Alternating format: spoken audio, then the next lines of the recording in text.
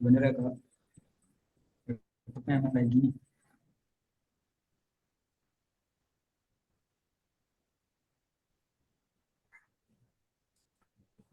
Aman nggak Kak Fajar share screen atau perlu aku bantu presentasiin? Halo Kak Fajar. Kayak sinyal Kak Fajar lagi ini ya, lagi agak error.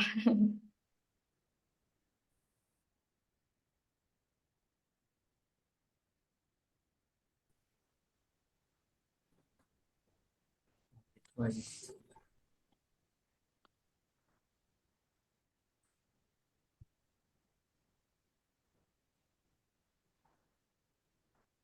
Fajar kalau berat coba off cam aja dulu.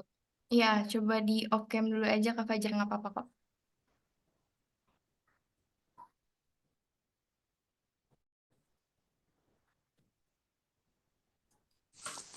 sabar Kak, ada di loading ini Kak.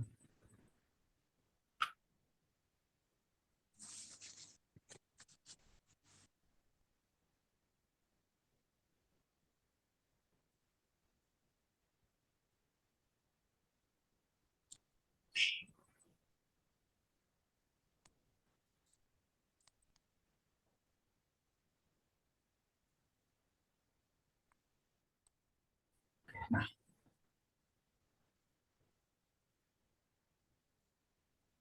oke.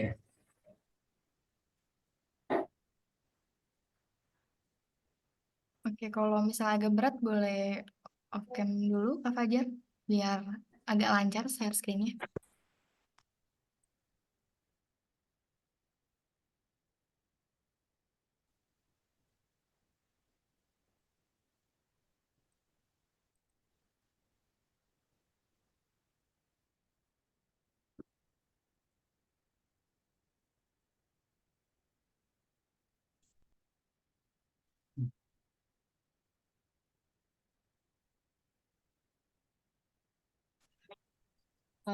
Kak Dea mungkin boleh dibantu aku jadi co-host Oke, siap-siap Mbak Nina.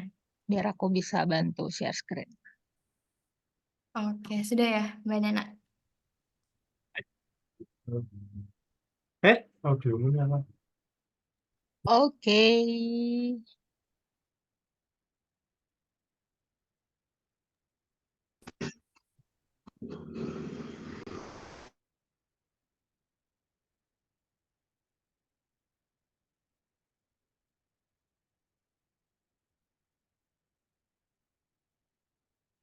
Udah tampil belum kah?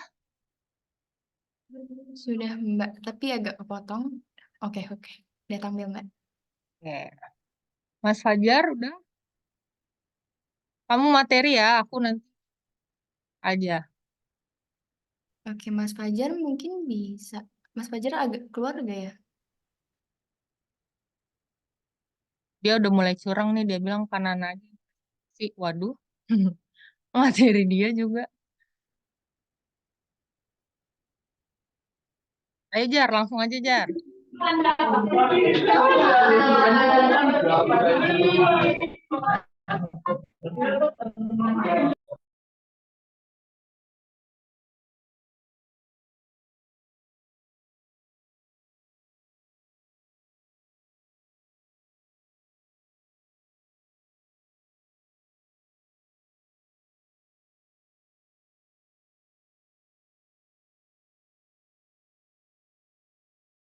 Oke, kita tunggu sebentar ya. Kak Fajarnya mungkin lagi gangguan sinyal kayaknya. Ditunggu ya teman-teman.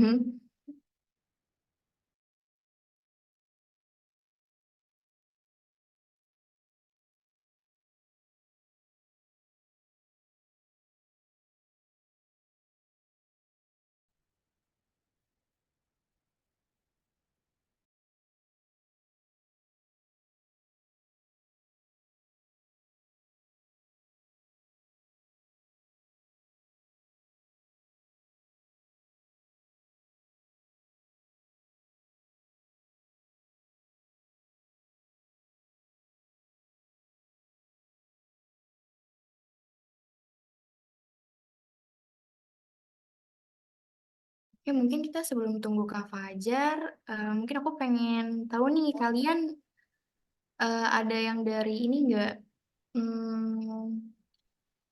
Dari kuliah universitas yang semester 4, 5, 6.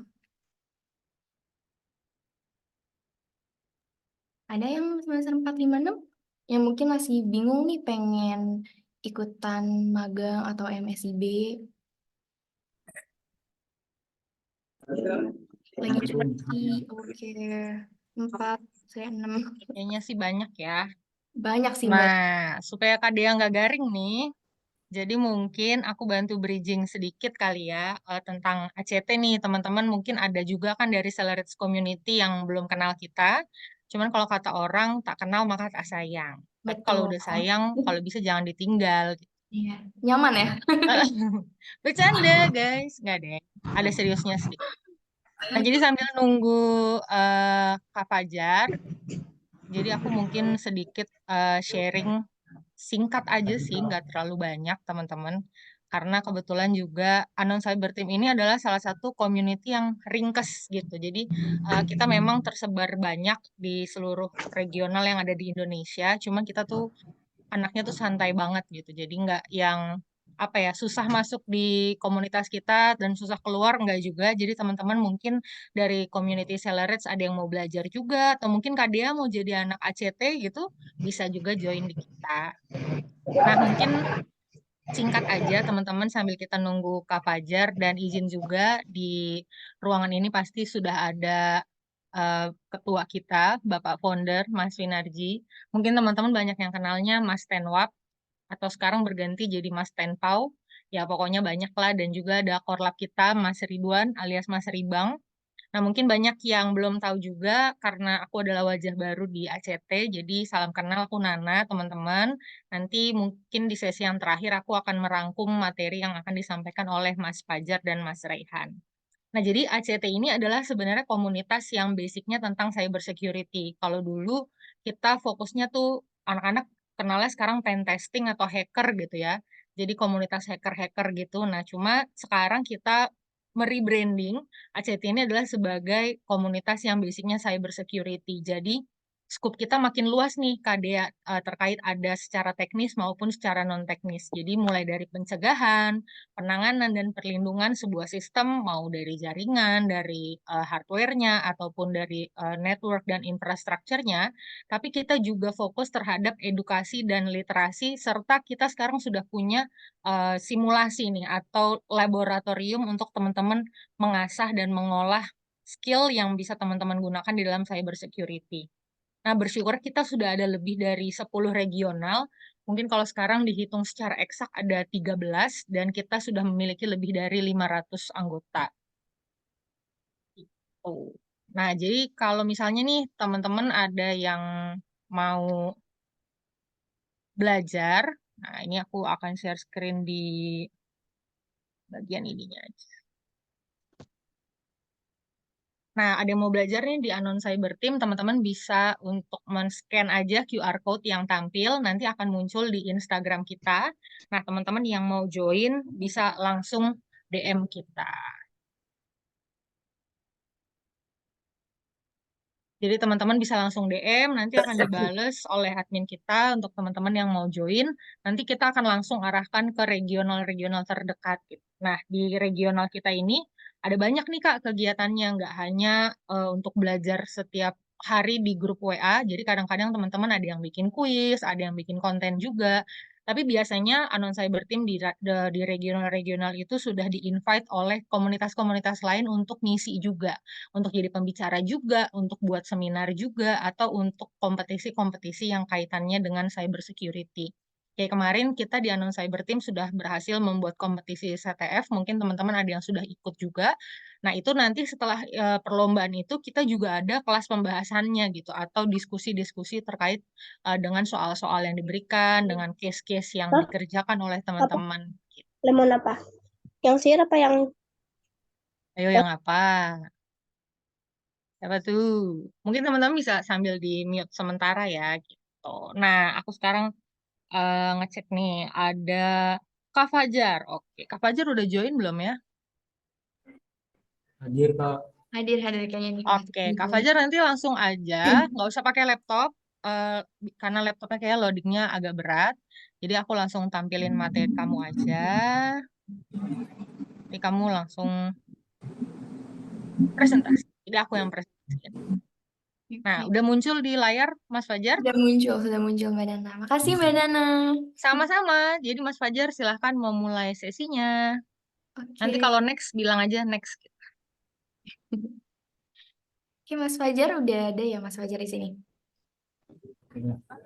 Oke, Perkenalkan bisa nama saya dimulai Mas Fajar Fajar. Pradana. Maaf ya teman-teman tadi tapi laptopnya agak berat. Oke, materi akan saya bawakan nanti atau ini kayak kedengeran nggak Pak? Suaranya agak kurang jelas Mas Fajar. Mungkin di speakernya boleh agak dekat. Bisa kayak Oke, materi yang akan saya bawakan yaitu MITM atau Man-Imaginary Attack. Kita next lanjut Kak.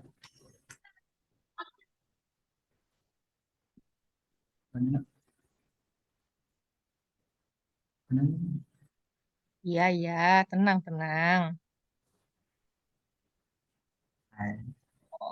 Oke, sip. Aku belum enable editing. Kelihatan? Oke. Umur saya 15 Udah tahun. kelihatan Mbak? Umur perkenalkan nama saya Fajar Pradana. Umur saya 15 tahun dan kelas 3 SMP juga admin kreatif dari akun cyber tim regional Jawa Barat. Kedengeran nggak Pak? Kedengeran? Kedengeran Mas. Saya pernah melakukan pen testing pada beberapa website universitas, sekolah, dan pemerintahan. Juga mendapat beberapa sertifikat dari universitas dan sekolah. Bisa cek Instagram saya, Pak X, Fajar Pradana. Jadi,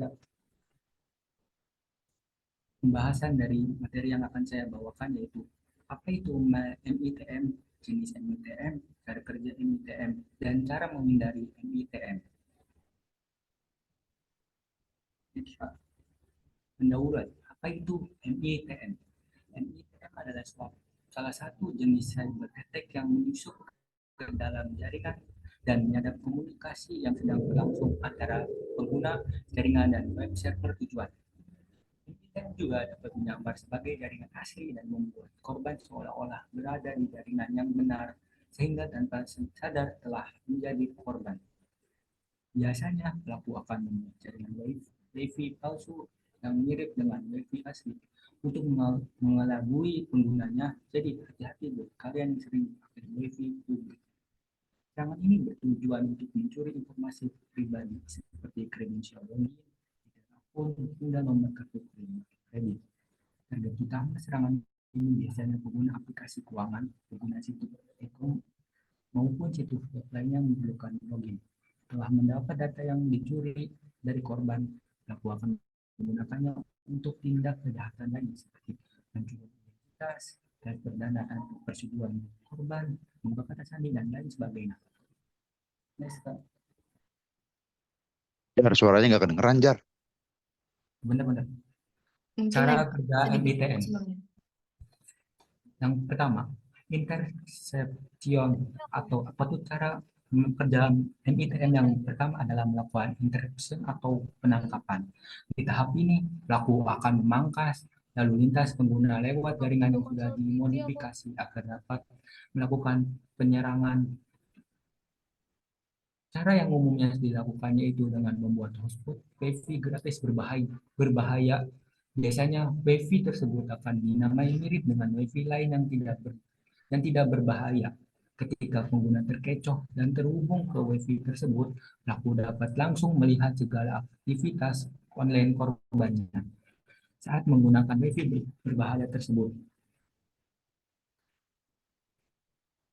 Deskripsi di tahap ini pelaku akan mendeskripsi lalu lintas SSL dua arah tanpa diketahui oleh korban sehingga membuat pelaku dapat menyadap segala informasi yang diberikan oleh korban saat mengakses suatu website atau aplikasi. Next Kak. 7 jenis MITM. Pertama, IP spoofing, DNS spoofing, 3 SSL tripping, 4 head positioning, 5 HTTPS spoofing, 6 SSL disk, 7 SSL hijacking. Next Kak.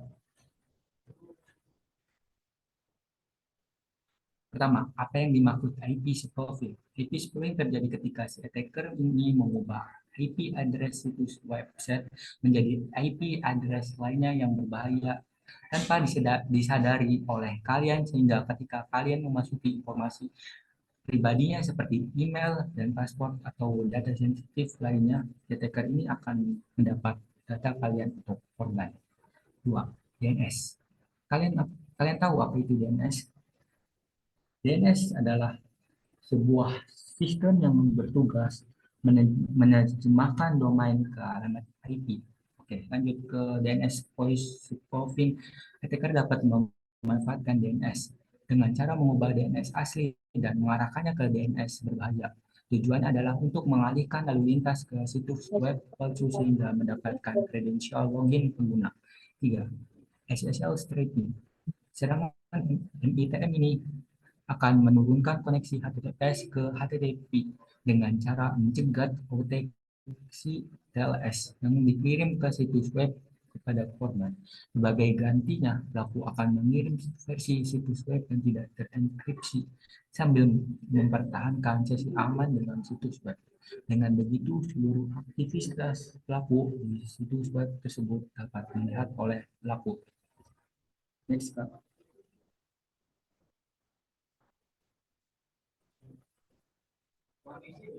Keempat, self positioning. Self positioning juga disebut sebagai ARP.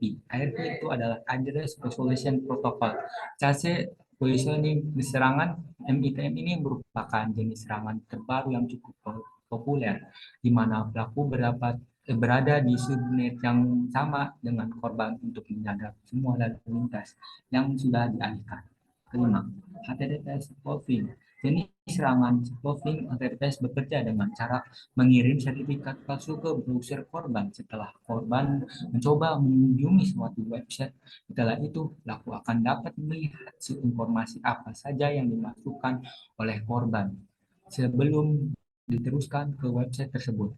Keenam, SSL BIS menargetkan TLS Transport Layer Security atau SSL Secure Layer. Penyerangan ini dilakukan dengan menginfeksi perangkat korban dengan skrip berbahaya yang dapat mendeskripsi cookies dan token protection. 7. SSL hijacking. Serangan SSL hijacking terjadi ketika pelaku memberi fungsi autentikasi palsu pada korban saat korban melakukan TCP ke suatu website. Hal ini akan membuat pelaku dapat mengontrol seluruh aktivitas korban selama berinteraksi dengan website tersebut. Risiko.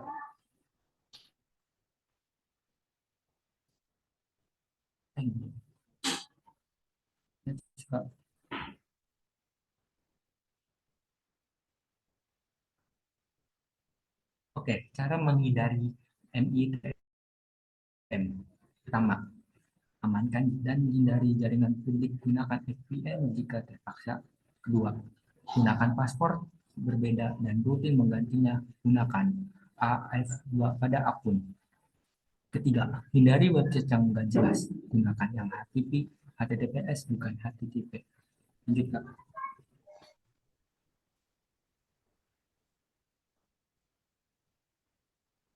Kesimpulan, apa itu MITM? MITM adalah jenis cyber attack yang dapat menyusup ke dalam jaringan dengan tingkat keamanan lemah seperti WiFi publik. Kemudian pelaku penyerangan akan mulai mencuri data pribadimu dan menyalahgunakannya. Ada banyak cara yang dapat kamu lakukan untuk mencegah serangan MITM. Beberapa di antaranya dengan menghindari penggunaan WiFi publik, menggunakan metode login AF2, hingga menggunakan SSL untuk meningkatkan keamanan website. Jadi berhati-hatilah dan jangan menyalahgunakannya. ITM, man in the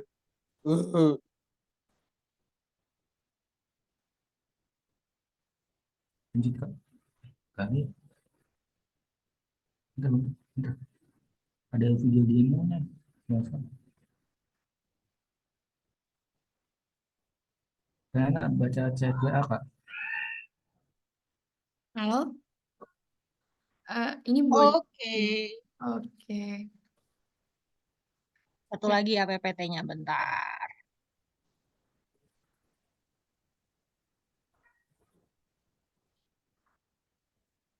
Oke.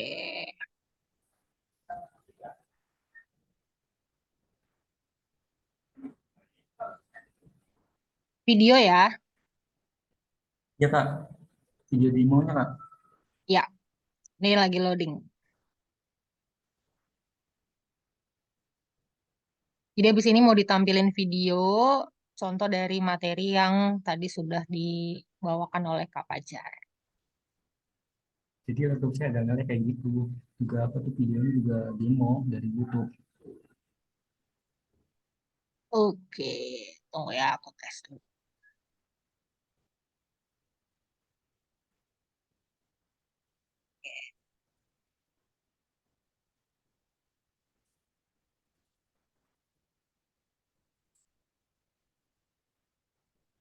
Udah tampil ya.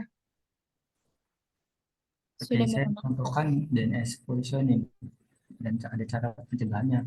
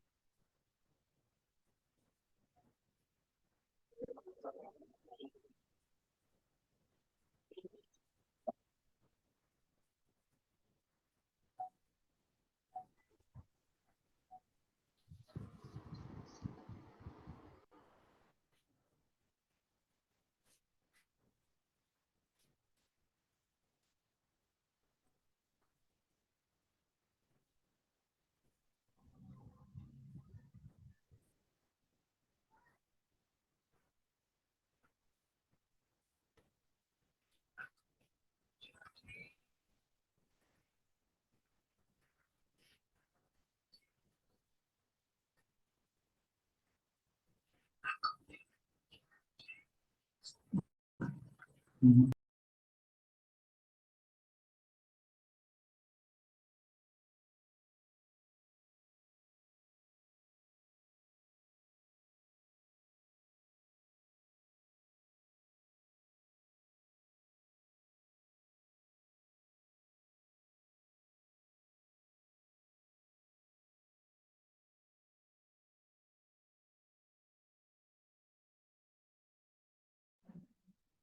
Oke, Mas Fajar, Mbak Nana, dari videonya emang nggak ada suaranya Kak, atau emang gimana? Ada suaranya. Ini dia nggak Oh, muncul suaranya.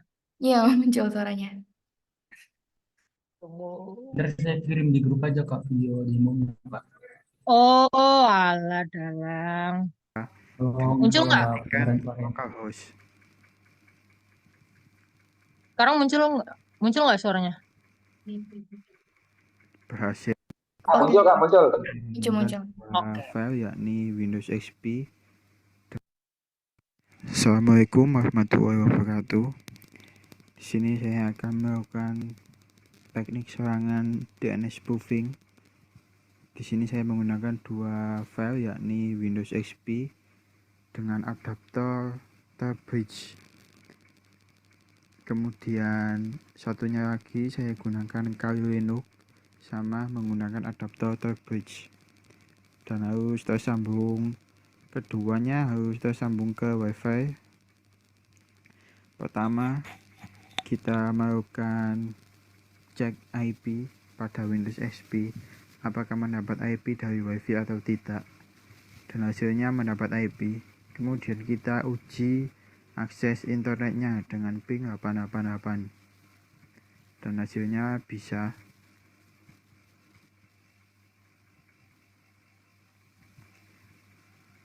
Setelah itu kita akan masuk ke Kali Linux-nya untuk melakukan serangan pada Windows XP, yakni serangan DNS spoofing-nya.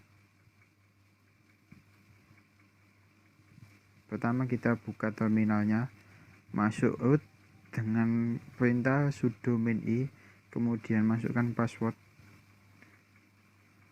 Setelah itu masuk ke direktori cd/file/www/html/ untuk mengedit indeks dari web palsu kita hapus indeks aslinya, kemudian kita tambahkan baru. Di sini saya sedikit menggunakan kata-kata saja.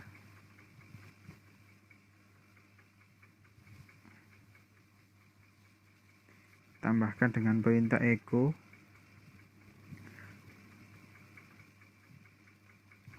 Lalu saya menambahkan kata-kata yang nantinya akan muncul pada web palsu kita.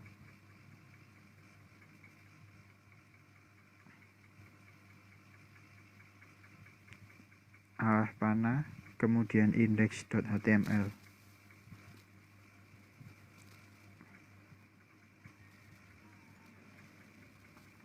Setelah itu jalankan dengan perintah service apache 2 start.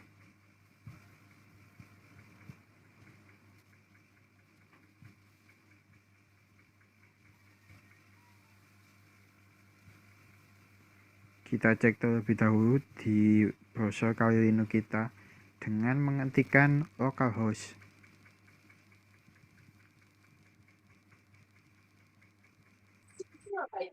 Berhasil, web palsu atau web dari Kali Linux sudah berhasil kita buat. Selanjutnya kita akan mengecek IP dari Kali Linux dengan perintah ifconfig, dan IP eternalnya 192.168.43.146. IP yang nantinya akan kita gunakan untuk melakukan DNS spoofing. Setelah itu kita buka terminal baru lagi, jangan menggunakan yang lama. Kemudian masuk ke root dengan perintah sudo -i, masukkan password. Setelah itu ketikkan perintah nano/etc/ethercap/etherdns ether.dns. Di sini adalah tempat untuk menambahkan domain yang nantinya akan kita palsukan, atau domain yang nantinya akan kita alihkan ke web palsu kita.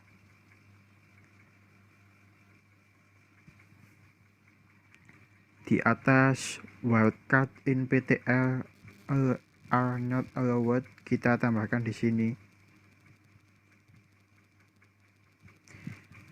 Di sini saya akan memasukkan mengapa.site. Kita ketik mengapa.site, kemudian tab A, kemudian IP dari Kali Linux kita 192.168.43.146. Kemudian di bawahnya kita tambahkan lagi bintang kemudian dot, mengapa dot site. A, kita tambahkan IP-nya lagi.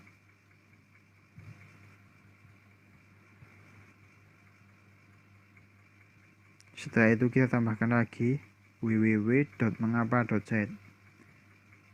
Antisipasi jikalau web menggunakan www, karena ada beberapa web yang menggunakan www dan ada juga yang tidak. Untuk www kita tidak menggunakan A, namun kita menggunakan PTL.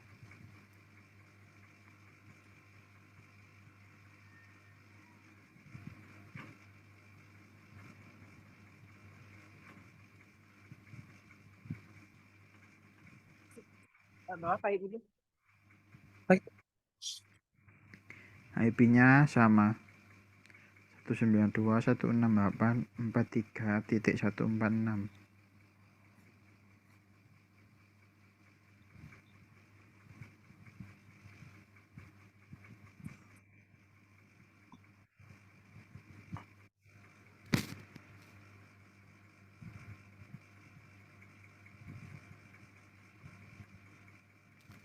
Kemudian kita akan akses mengapa.site untuk melakukan pengecekan dan hasilnya masih bisa.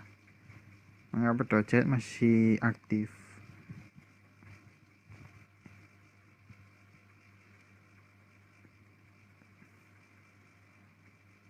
Setelah selesai mengisi domain, klik Ctrl H kemudian Y lalu enter. Selanjutnya kita akan menjalankan ethercap, yakni tools yang akan kita gunakan untuk melakukan DNS spoofing pada klien.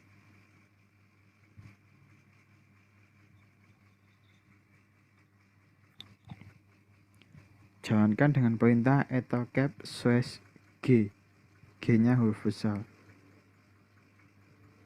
Kemudian interface-nya kita gunakan ETH0, lalu klik centang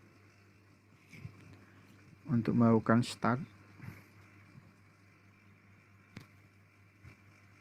Setelah itu klik tombol search untuk scan hostnya dan kita ada 3 host.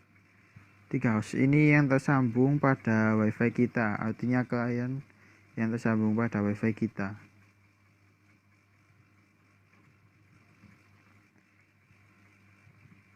Empat kita tambahkan 192.168.43.49 ke target 2, kemudian 43.1 ke target 1. 43.49 adalah IP dari Windows XP, sementara 43.1 adalah gateway dari Windows XP. Kemudian klik tombol repositioning, target, manage plugin, kemudian pilih DNS spoof. Kita jalankan DNS spoofingnya.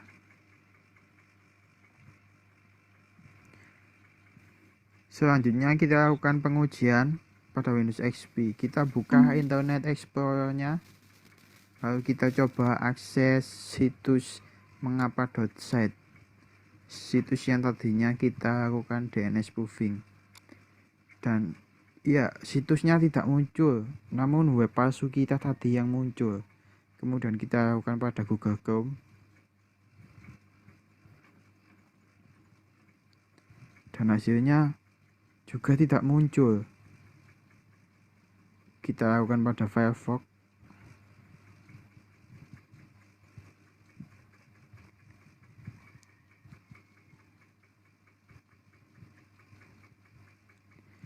Ya, yang muncul adalah web palsu kita, artinya DNS spoofing berhasil dilakukan.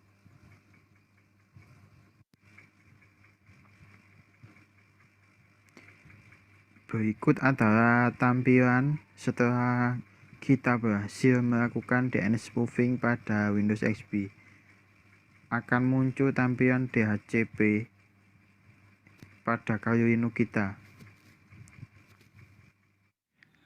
Cara mengatasi DNS spoofing. DNS spoofing sebenarnya sangat sulit untuk diatasi. Namun, kita bisa setidaknya meminimalisir atau mencegah terjadinya DNS spoofing dengan beberapa cara berikut ini. Sebelumnya, kita pastikan bahwa DNS spoofing-nya masih aktif.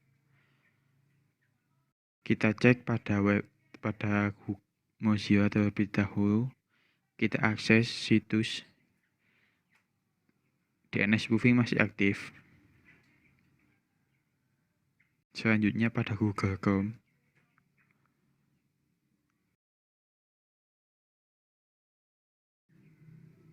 Masih aktif juga. Pertama, kita bisa coba cara ini pada setiap komputer kita, yakni menyalakan firewall. Gunanya adalah untuk memblokir atau membatasi akses dari komputer lain atau klien lain yang bisa dicurigai sebagai penyerang. Masuk pada control panel, Network and Internet Connection, kemudian Windows Firewall. Kita nyalakan Windows Firewall-nya. Kemudian klik OK.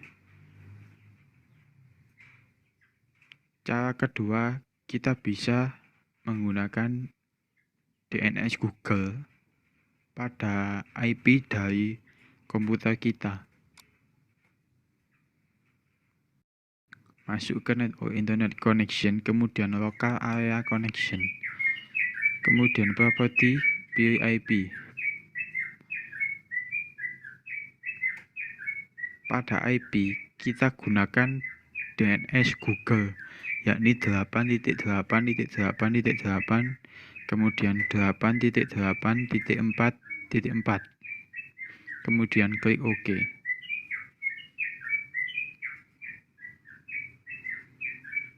Kemudian cara ketiga, kita bisa install aplikasi pemantau ARP, yaitu Decafenet ID. Jika ada ARP yang salah atau diganti, maka akan langsung muncul peringatan. Peringatan ini berisi bahwa biasanya ARP sedang ada masalah atau sedang diganti oleh seseorang yang kita tidak ketahui.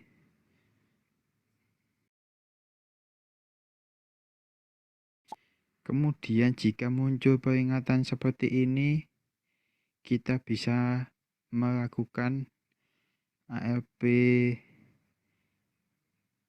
kita bisa melakukan perintah pada CMD. Kemudian kita lihat terlebih dahulu IP gateway dan juga MAC address dari komputer klien kita, yakni IP address gateway-nya 192.168.43.1. Kemudian MAC address-nya juga terlihat di situ. Selanjutnya yang kita lakukan adalah melakukan perintah ARP.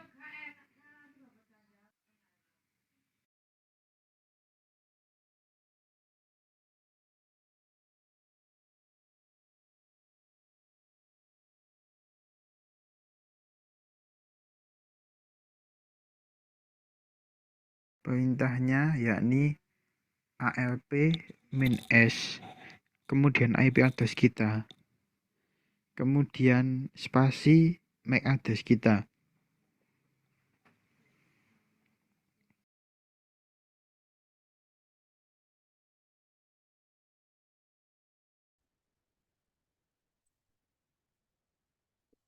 Setelah itu enter.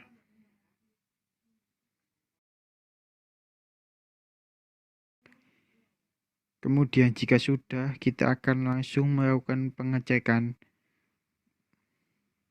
mengecek website yang tadinya diserang DNS spoofing, dan hasilnya berhasil diakses. Website sudah kembali normal.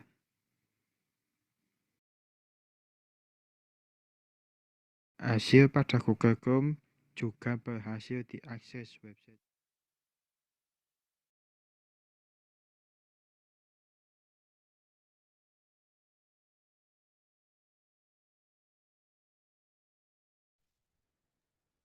Sudah. Oke. Videonya udah ya. Berarti itu tadi tentang ini ya Kak Fajar, tentang kayak web kalau kita tuh dilacak ataupun belum ketahuan gitu ya. Juga Halo? gak kedengeran Kak suaranya Kak. Agak kecil sih Kak Fajar.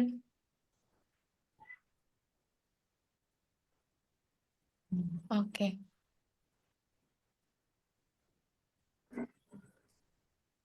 Belum Fajar ada. coba jelasin tadi videonya tentang apa gitu. Tentang DNS coalition. Oke, berarti itu kayak tentang ini gak sih Mas Fajar? Kalau yang aku lihat tuh kalau misalnya kita ngebuka web dan itu tuh kayak nge-warning sendiri. Ada tadi kan tulisan Juga. kayak ketahuan nih ada yang ngebuka. Kayak gitu bukan? Atau lebih detailnya mungkin bisa dijelasin Mas Fajar?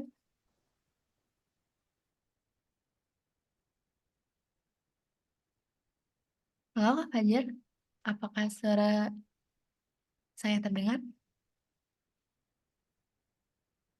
Kayaknya dari Kak Fajar sinyal agak kurang ya, kurang mendukung. Oke, mungkin di pertanyaan Fajarnya malu-malu Kak. Oh, malu-malu kucing. Oke, kita mau lanjut ke Mas Raihan dulu kali ya. Say can. Oke, halo Mas Raihan. Halo, Halo, apa kabar Mas Raihan? baik nih. Oke, kalau boleh tahu Mas Raihan kesibukannya ngapain nih? Dan dari region ACT yang mana nih? Kebetulan kesibukannya sih apa kerja ya sekarang ya sebagai software engineer. Eh, Kebetulan dari region Jakarta ya, dari Hmm. apa? Dari Mas Ribang juga. Terima kasih untuk apa? Anon Cyber Team, Mas Tenwap, aka Babe. Oke, Stand up oke. Mas Ridwan ya di sini ya. Ya. Ketuanya. Oke, akan membawakan apa nih kira-kira Mas Raihan? Kira-kira hari ini kita bawa yang simple aja nih. Kita membahas bagaimana website itu bisa diserang dari Hmm, mulai basic-basicnya aja. Oke, oke. Oke, boleh sebentar. Saya jadikan co-host. oke. Oke, sudah jadi co-host ya, Mas? Boleh langsung presentasi. Izin share screen ya. Bentar Oke, ya. baik, Mas. Oh, ini. Udah kelihatan belum? Oke, sudah terlihat, Mas. Oke, oke, teman-teman. Ya, eh, sekali lagi kenalin nama saya Rehan. Eh, Lagi-lagi, thanks to Mas Tenwap, aka Babe. Jadi kita akan membahas bagaimana website itu bisa diserang ya. Bagaimana dengan mudahnya penyerang itu atau attacker itu bisa menyerang website kita dan bagaimana cara mencegahnya. Mari kita bahas. Oke, sebelumnya kenalin dulu, nama saya Rehan. Saya biasa bekerja di eh, dan akhir-akhir ini bekerja di beberapa instansi. Dan mungkin di sini bisa dilihat di LinkedIn saya, LinkedIn Rehan Fabiano, bisa di searching sendiri. Dan kita akan membahas dua yang penting, yaitu impact-nya apa dan uh, seberapa bahaya sih ini ya statistiknya gitu kan. Oke, kita yang pertama-tama kita bahas apa bahayanya terhadap bisnis kita, apa resikonya gitu kan. Nah, sebelum itu kita coba jelasin dulu. Sebetulnya eh, kita pernah mengenal gitu kan, apa itu bug. Bug itu kan kayak sesuatu kerusakan atau semacam yang kesalahan di komputer yang bisa sengaja ataupun tidak disengaja oleh software developer itu sendiri, yang pada akhirnya nanti bisa dieskalasi sebagai security, kerentanan security gitu kan. Itu yang biasanya kita sebut atau teman-teman pentester itu kita sebut sebagai security bug gitu kan, atau security flaw gitu dan semacamnya. Dan bahayanya ini bermacam-macam gitu kan, bahkan bisa menghentikan bisnis ini sendiri gitu kan. Contohnya kayak kemarin, bukan kemarin ya, maksudnya dulu pernah sempat Facebook itu kena DOS, itu juga bahaya ya, itu salah satu kerentanan di ini, kerentanan security. Berikutnya ada beberapa kerentanan yang top nih. Kita sebutin yang simpel aja ya, ada 4 aja ya. Yaitu yang pertama adalah SQL injection. Ini biasanya kita bisa membaca informasi-informasi yang sangat sensitif dari database. Terus kedua ada LFI atau local file inclusion. Ini bisa membaca bagaimana yang ada di server itu, bahkan bisa membaca source code-nya. Kemudian ada di OS yang sebelumnya saya sebutin itu denial of service. ini bisa menghentikan server itu sendiri atau merusak server itu sendiri. Kemudian yang terakhir ada XSS. Ini salah satu bug yang juga lumayan sering ditemuin. Ini bisa mempengaruhi para user-user itu melalui browser gitu kan di client side-nya gitu. Oke. Nah, kita mungkin bahas beberapa salah satu yang nanti akan saya demonstrasikan. Contoh penyerangannya itu adalah SQL injection. Ini biasanya kita melalui yang misalkan kalau misalkan kita ketemu di toko-toko online itu biasanya ada parameter gitu kan atau segala macam itu bisa ketemu di situ gitu kan. Atau kita juga bisa di login page itu kita bisa bypass gitu. Atau local file inclusion. Local file inclusion ini biasanya ketika kita membuka image dari website tersebut. Contohnya kayak melalui parameter atau semacamnya itu kita bisa bypass dari situ atau kerentanannya bisa dari situ gitu kan. Nah, sebelum kita masuk yang lebih lanjut kita coba bahas dulu. Apa sih aja sih tool-tool yang biasanya digunain para pentester? Nah, itu ada Dear Search, BetterCap, mungkin yang sebelumnya tadi pernah dibahas nih di video sebelumnya. Nah, terus ada Metasploit, Wireshark, WebCell, dan Nmap gitu kan. Kebanyakan di tools yang saya sebutin ini kemungkinan lebih ke arah jaringan ya. Kayak yang di kanan ini sebetulnya tools dari Wireshark gitu. Nah, selain kita punya alat untuk membantu pentesting kita juga punya alat untuk memperkuat sistem kita. Ada firewall deh, Shell Linux, Fail2Ban, Prometheus, Log4j, OpenSSH, dan berbagai macam lainnya. Kayak yang di sebelah kanan ini adalah Prometheus. Prometheus ini gunanya apa sih? Prometheus ini gunanya adalah untuk memonitor sistem kita. Biasanya kalau misalkan terjadi lonjakan sesuatu atau semacamnya, kita bisa memitigasi dengan alat ini, membaca metriknya dan segala macam. Nah, kemudian apakah tool-tool seperti itu sebetulnya berguna gitu kan? Sebetulnya enggak, teman-teman. Karena bukan berarti kita memakai tools-tools security seperti itu, bukan berarti kita langsung aman dari sebuah bahaya gitu kan. Malah security tools ini harus ditambah tetap dengan kita memonitor secara manual gitu kan. Karena mereka tuh cuman kayak alarm rumah aja. Kalau misalkan kita buka pintunya bunyi gitu kan, bukan berarti mereka tetap tiba-tiba bisa bisa ini nangkepin maling ya gitu kan semacamnya gitu loh. Terus kita coba bahas di statistiknya dulu nih. Nah, dalam beberapa tahun terakhir nih dari 2019 sampai 2023 banyak website di dunia ini yang dieksploit gitu kan. Bahkan bisa menyentuh sampai di sini angkanya bisa sampai 25.000 lebih gitu.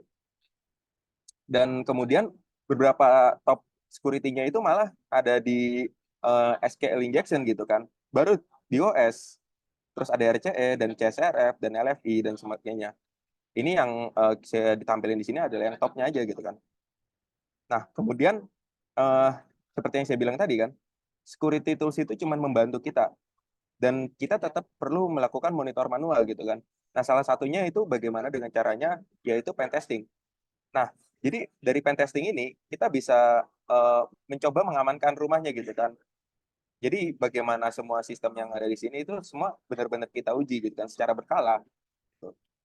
Dan mungkin di sini harusnya masih ada waktu nggak, Mbak? Masih aman. Oke, mungkin di sini kita mau coba kasih ini ya, ada sedikit demo. Kelihatan nggak ya? Kelihatan Mas, kelihatan. Oke. Nah, jadi ini tuh salah satu contoh website yang saya bikin, simple aja. Nah, ini misalkan kita masuk ke sini. Bentar.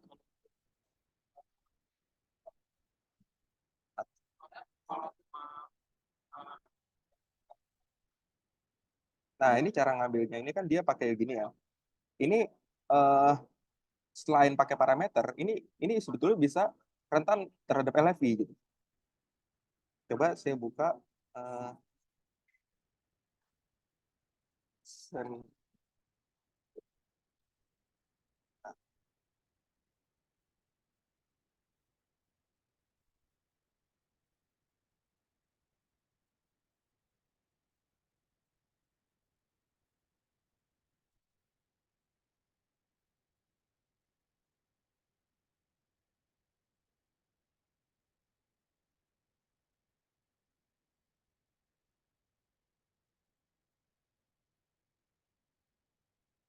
Nah, mungkin kayaknya saya lupa apa direktorinya, tapi kira-kira eh, ini itu artinya nih bisa kita melihat nih apa yang ada di atasnya gitu kan.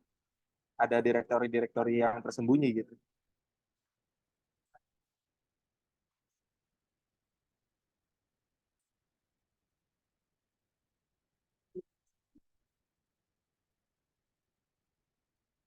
It's, Oke, searchnya menghilang ya Mas, mungkin bisa capture. iya habis sih. Tapi kayaknya takutnya saya nggak ada waktu lagi.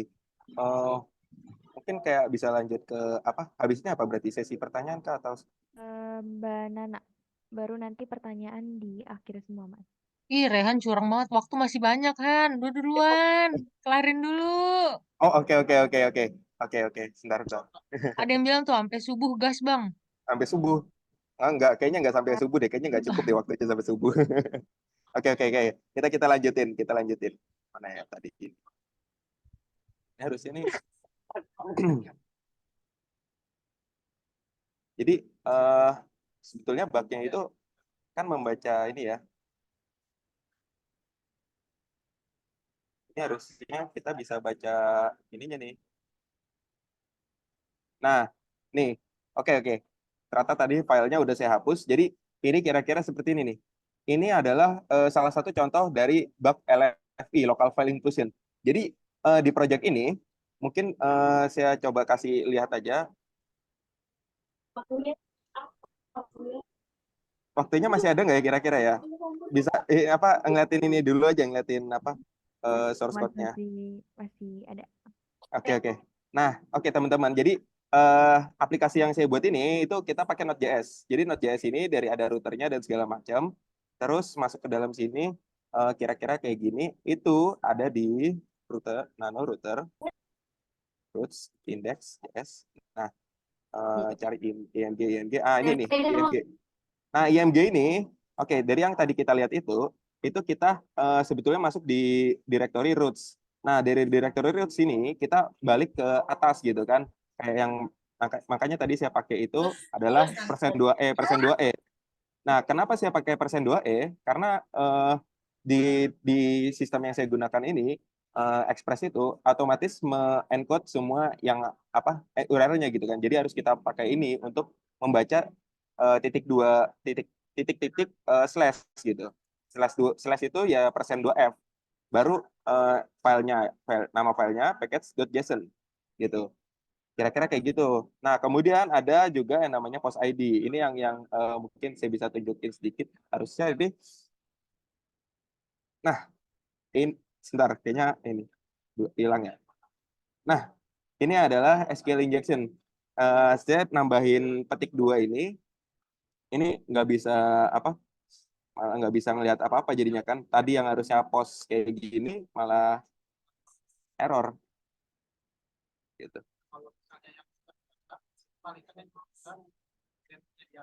Mungkin kalau misalkan kita terlalu ngebahas di dalam SQL injection ini sebetulnya agak luas ya.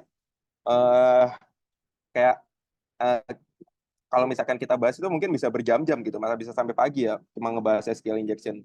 Ya, mungkin cukup kali ya di sesi saya. Oke, mungkin bisa lanjut ke Mbak Nana atau mau tanya jawab dari Mas Rehan dulu? Mbak Nana udah ready?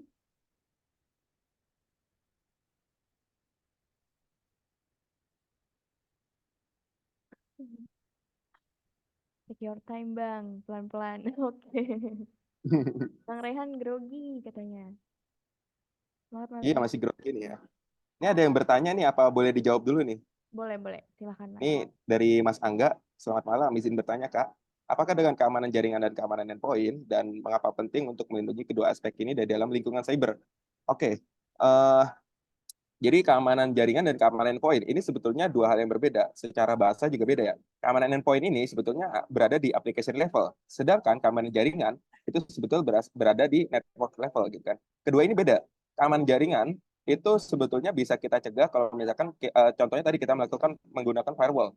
Jadi kalau misalkan aplikasi kita ini berada di lingkungan LAN aja gitu kan, di lokal area itu otomatis dari publik itu minim untuk diserang gitu dan segala macam gitu kan. Nah, kalau keamanan jaringan ini itu juga hal yang berbeda, dan kedua aspek ini saling berkaitan dan harus dilindungi gitu kan. Apalagi terlebih kalau aplikasinya ini kita ekspos ke jaringan publik. Jadi secara nggak langsung keamanan endpoint ini perlu kita lindungi secara betul-betul sampai matang dan segala macam. Biasanya kalau misalkan di kantor-kantor itu punya tim security sendiri, sampai mereka mengatakan lolos, oke, kita bisa publish gitu kan. Nah, kalau misalkan keamanan jaringan ini biasanya skopnya masuk ke anak jaringan gitu kan, yang bertanggung jawab terhadap jaringan tersebut di perusahaan tersebut. Terus ada juga yang nanya dari Mas Nirwan nih, cara pencegahan LFP gimana Bang? Nah, cara pencegahan LFP ini sebetulnya banyak cara, dan kayak semuanya itu nggak bisa apa ya, semuanya sama gitu kan. Kayak contohnya tadi gitu kan. Sebetulnya kalau misalkan normalnya kita titik-titik terus slash itu bisa kebuka, tapi ternyata di URL encode ini juga berbahaya kan kalau misalkan ternyata bisa begini. Nah, jadi cara pencegahannya yang salah satu yang paling bagus itu ya adalah di selain di encode ya itu juga di replace gitu. Kayak misalkan kalau misalkan dia punya titik-titik itu harus di replace gitu kan. Dan kalau misalkan biasanya kalau saya itu jarang pakai benar-benar dari server langsung ya, dari storage server langsung. Biasanya kita pakai yang namanya object storage gitu kan. Contohnya kayak S3 gitu kan, atau kayak Minio. Minio itu protokolnya mirip S3. Jadi semua yang ada di situ biasanya cenderung aman dari LFP. React.js. Oh, bukan React.js. Iya, bukan React.js. Apalagi ada lagi, Mas Rehan, ada berapa jenis kerentanan SQLi? Kalau misalkan beberapa jenis itu sebetulnya apa ya, definisinya luas ya. Biasanya dari kerentanan SQL itu, biasanya ada yang kita sebut blind SQL injection, dan ada beberapa lagi lainnya. Jadi yang blind SQL injection itu biasanya karena SQL injection itu tidak bisa terlihat errornya. Kalau misalkan kayak di saya tadi kan bisa kelihatan ya errornya. Jadi bisa dibuka gitu kan. Terus ada lagi yang nanya, apakah dari Mas Ahong, apakah cara brute force masih efektif untuk penetrasi web? Ya, tentu saja. Jadi brute force itu bukan berarti kita tidak bisa membrute force aplikasi apapun. Semua aplikasi bisa di brute force. Bukan berarti brute force itu cuma ada di masalah login. Bahkan kayak contohnya dir search atau dirbuster, itu directory yang kita brute force gitu kan. Dan cara untuk menanggulangi brute force itu sebetulnya banyak cara. Dan salah satu bukan banyak cara ya, tapi cara memitigasinya setidaknya banyak gitu kan. Dan salah satunya adalah memberi delay time. Jadi ketika diserang, biasanya serangan ketiga, percobaan ketiga, kita kasih delay, misalkan 1 menit gitu kan. Terus percobaan berikutnya udah kena delay lagi, kita tambahin dari 30 menit jadi 60 dan semacamnya gitu kan. Terus misal dari K-OR, misal mencari ID dari Facebook, apakah bisa menggunakan SQL injection? Fun fact teman-teman, Facebook itu menggunakan PHP dan dia juga menggunakan MySQL. Tapi apakah bisa menggunakan SQL injection? Bukan berarti Anda bisa menggunakan SQL injection langsung di PHP atau di Facebook. Karena kebetulan Facebook ini adalah aplikasinya yang sudah sangat mature ya, yang cukup matang. Jadi semua berbagai yang semacam SQL injection remeh-temeh ini udah dibenerin gitu kan. Mungkin kecuali kalau misalkan nemu yang SQL injection sampai yang mungkin agak advance dan segala macam mungkin bisa. Tapi bukan berarti saya menjelaskan bukan berarti ada gitu ya. Tapi kalau misalkan kalian nemu ya silakan gitu. Malah Mas Rehan. Oke, beberapa pakai itu karena kurangnya keamanan di code-nya. Bagaimana cara mengedukasi para developer untuk mengetahui beberapa serangan dan cara mengetahui cara memperbaiki? Oke, Mas Egi, terima kasih Mas Egi. Kamu baik sekali Mas Egi sudah bertanya. Jadi kerentanan dari code ini sebetulnya itu biasanya karena ketidakketahuan para developer itu kalau ada bug tersebut gitu kan. Makanya ada tim attacker, maksudnya tim security yang bisa kayak blue team atau red team itu yang bisa menguji keamanan itu sendiri. Biasanya dari sisi developer setidaknya memitigasinya itu menggunakan logging. Contohnya kayak log4j dan segala macam. Jadi ketika ada percobaan keamanan kayak brute force atau semacamnya, itu kita bisa memitigasi terlebih dahulu gitu. Biasanya kita dari sisi developer itu menerima laporan dari para tim security untuk kalau ada keamanan di titik tertentu gitu kan, baru kita bisa memperbaikinya gitu. Terus Oke, Mas Freddy. Mas mau bertanya, kalau di server di bypass, itu web atau database itu kenapa mudah kena serang ya dari scanning atau divestment? Oke, Mas Freddy. Apa ya? Pertanyaannya mungkin agak rancu ya. Kenapa mudah atau kena serang? Sebetulnya itu bukan dari kenapa websitenya apa? Kenapa kalau di bypass itu mudah kena serang gitu kan? Ya itu artinya dari sisi aplikasinya tersebut itu sendiri itu belum diperbaiki secara betul-betul. Contohnya kayak yang di aplikasi ini aplikasi kayak semua orang mengatakan Node.js itu sudah apa ya tidak rentan dengan kerentanan aplikasi apapun gitu kan, tidak bisa dengan SQL injection atau segala macam. Nah buktinya tadi bisa kan, bukan, jadi artinya untuk teman developer bukan berarti tuh library yang kamu gunakan itu bisa menanggulangi semua security, karena kamu harus bisa memperbaiki itu sendiri gitu kan, mencegahnya semua sendiri gitu kan. Seberapa besar ya Kak pengaruh CSRF token di Laravel, Mas Muhammad Irfansyah? Oke. Ini pertanyaan bagus. CSRF ini ada hubungannya dengan XSS. Jadi ketika XSS ini kan bisa mempengaruhi user di bagian client side ya, di browser itu sendiri. Jadi ketika user ini memiliki CSRF, jadi ketika ada percobaan XSS yang malicious gitu kan, yang terjadi dari pihak ketiga, tidak bisa diverifikasi sehingga tidak bisa diverifikasi oleh server. CSRF ini bekerja. Jadi CSRF ini memberikan kode legitimasi yang memverifikasi atau memvalidasi kalau request yang diberikan oleh user ini benar apa adanya gitu kan. Jadi CSRF ini bagus banget gitu kan untuk untuk bukan hanya di Laravel tapi semua berbagai sistem aplikasi wajib punya CSRF gitu kan. Mas, cara mitigasi web agar tidak terkena upload web shell dari seorang attacker, Mas Koirul Anam. Oke, sebetulnya web shell ini itu kan mayoritas itu ada di PHP. Dulu juga pernah ada di ASP, tapi nggak terlalu rame. Tapi kira-kira untuk menanggulangi web shell, berarti kan dia pakai PHP nih. Artinya hindari sebisa mungkin yang namanya file upload. Karena ini ya namanya sendiri upload web shell gitu kan. Jadi sebisa mungkin kita menghindari ketika kita punya fitur upload file dan semacamnya atau menyimpan sesuatu, kita harus bisa memitigasi dari berbagai aspek keamanan gitu. Dari Mas Fahri Rishad, Mas saya mau nanya, kalau SQL untuk parameternya itu dikasih petik itu error, apakah itu contoh SQL injection? Oke Mas Fahri, pertanyaan kamu bagus sekali. Jadi mungkin tadi saya kurang jelasin. Tadi saya cuma ngasih contoh petik. Kalau misalkan SQL filenya endpointnya error, itu bukan berarti kamu bisa langsung SQL injection. Itu cuma contoh salah satu clue. Kalau misalkan kemungkinan dari endpoint ini ternyata bisa dieskalasi gitu kan SQL injection, yang ternyata mungkin kita bisa select dari database lain atau semacamnya gitu kan. Bukan berarti kamu bisa langsung SQL injection teman-teman gitu. Terus ada lagi yang nanya dari Mas Bima Sena. Bang, SQL injeksi itu kayak select bintang from user where user ID 105 or 1 bintang sama dengan 1. Oke, pertanyaan bagus Mas Bima Sena. Itu query SQL, bukan SQL injection. Jadi SQL injection yang dimaksud itu adalah ketika kita bisa menginjeksi query tersebut. Jadi query select ini bisa kita injeksi di query lain. Kayak contohnya di contoh blog tadi itu kayak kita tambahin petik terus kita bisa nyisipin query lanjutan gitu kan. Terus ada yang lagi nanya, izin bertanya Mas, bagaimana ancaman dengan penggunaan plugin atau ekstensi dari pihak ketiga? Bagaimana cara memastikan bahwa plugin atau ekstensi itu aman digunakan? Oke, yang pertama jangan gunakan software bajakan, gitu kan. Dan kedua, ya tidak ada yang bisa memastikan kalau misalkan aplikasi itu betul-betul oke. Jadi tidak ada yang bisa memastikan kalau plugin itu betul-betul tidak punya rentan keamanan gitu kan. Jadi memang kita sendiri yang harus mengecek sendiri gitu kan, memvalidasi sendiri gitu kan. Kayak contohnya dari teman-teman developer gitu. Itu bukan berarti dari tim keamanan laporan ke kita, bukan berarti kita emang ternyata di sini ada security bug-nya gitu. Nah, itu kita harus cek sendiri. Apakah security bug yang dilaporin ini betul atau tidak gitu kan? Karena biasanya itu ada false error atau semacamnya gitu. Jadi itu dari teman developer kita harus ngecek sendiri gitu. Oke, Mas Ragil, pertanyaanku belum kejawab. Kayaknya tadi kelewatan ya. Mas Ragil izin tanya, apakah Eloquent di Laravel bisa terkena SQL injection?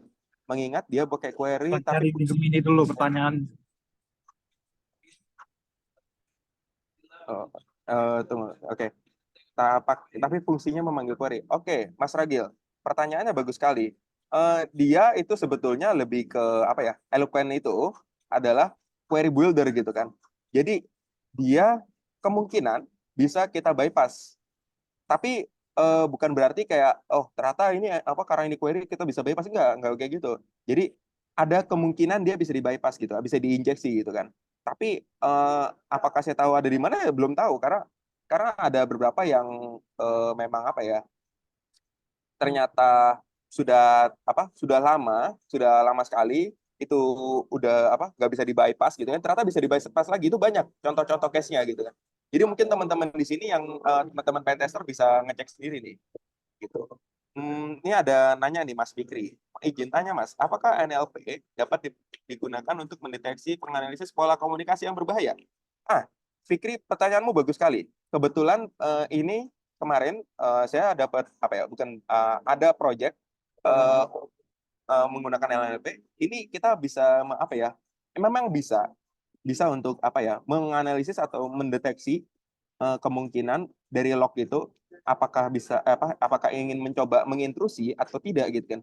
Tapi sebetulnya ini agak sulit ya karena mengingat karena semua manusia itu unik gitu kan. Jadi kemungkinan untuk mengumpulkan datanya itu cukup rumit gitu dan cukup harus banyak sekali gitu. Jadi pertanyaannya bisa, ya bisa. Tapi apakah cepat atau lambat ya kita tidak tahu, tidak ada yang tahu gitu kan. Mas Rehan, apakah sebuah captcha pada form login dapat mencegah serangan brute force? Mas Bahrul Ilmi. Ya, Mas Bahrul. Terima kasih pertanyaannya. Jadi, seperti yang Mas Bahrul pertanyakan, ini itu salah satu faktor yang bisa mencegah serangan brute force. Tapi bukan berarti itu tidak bisa mencegah adanya serangan brute force. Karena bisa saja kalau captcha tersebut di bypass. Contohnya itu ada satu website instansi mana itu saya tidak mau menyebutkan itu untuk rekrutmen bersama itu ternyata bisa di bypass gitu kan. Captcha-nya itu disimpan hardcode gitu kan. Jadi bisa di bypass captcha-nya. Jadi tidak guna gitu kan. Kira-kira kayak gitu, Mas. Gitu.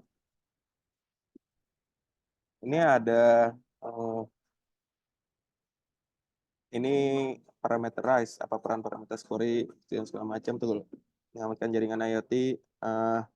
Ini masih bisa jawab atau gimana nih? Kayaknya banyak banget nih. Oke, mungkin pertanyaan terakhir kita jawab yang Mas Apu dulu kali ya.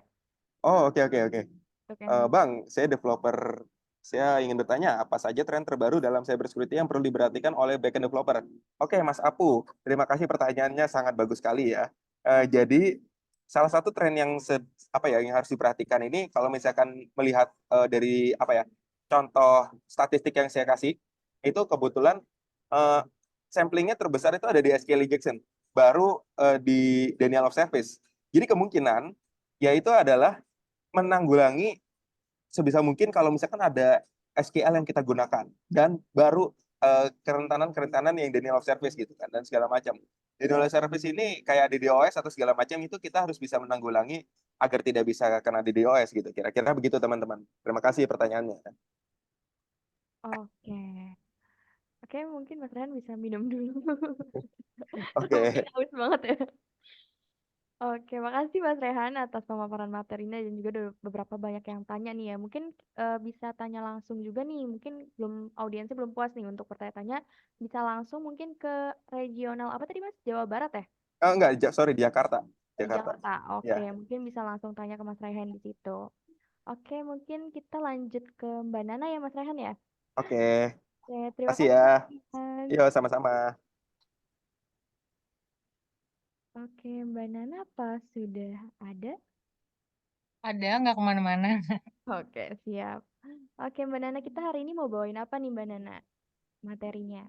Kebetulan sebetulnya semua materi ini sudah dibabat habis ya, dan sesi pertanyaan juga sama Mas Rehan tadi udah hampir semua kolom chat dijawab. Tapi mungkin aku merangkum sedikit aja dari segi edukasinya kali ya. Jadi nanti teman-teman bisa menyesuaikan dengan kebutuhan masing-masing, ataupun juga bisa menjadi solusi kalau ada kasus-kasus yang terjadi di kehidupan sehari-hari gitu.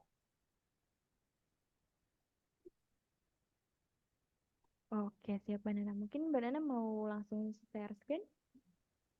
Boleh aku tes dulu ya.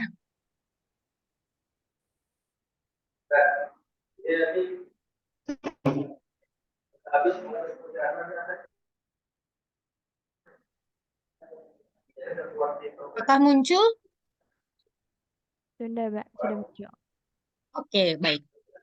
Mungkin karena waktunya singkat juga, teman-teman, jadi aku nggak terlalu padat materinya. Jadi ini sekilas pengetahuan umum aja untuk teman-teman yang aku yakin juga baik dari teman-teman Celebrity Community maupun dari Anon Cyber Team ini sudah banyak sekali bertemu dengan kasus-kasus ataupun dengan materi-materi seperti ini.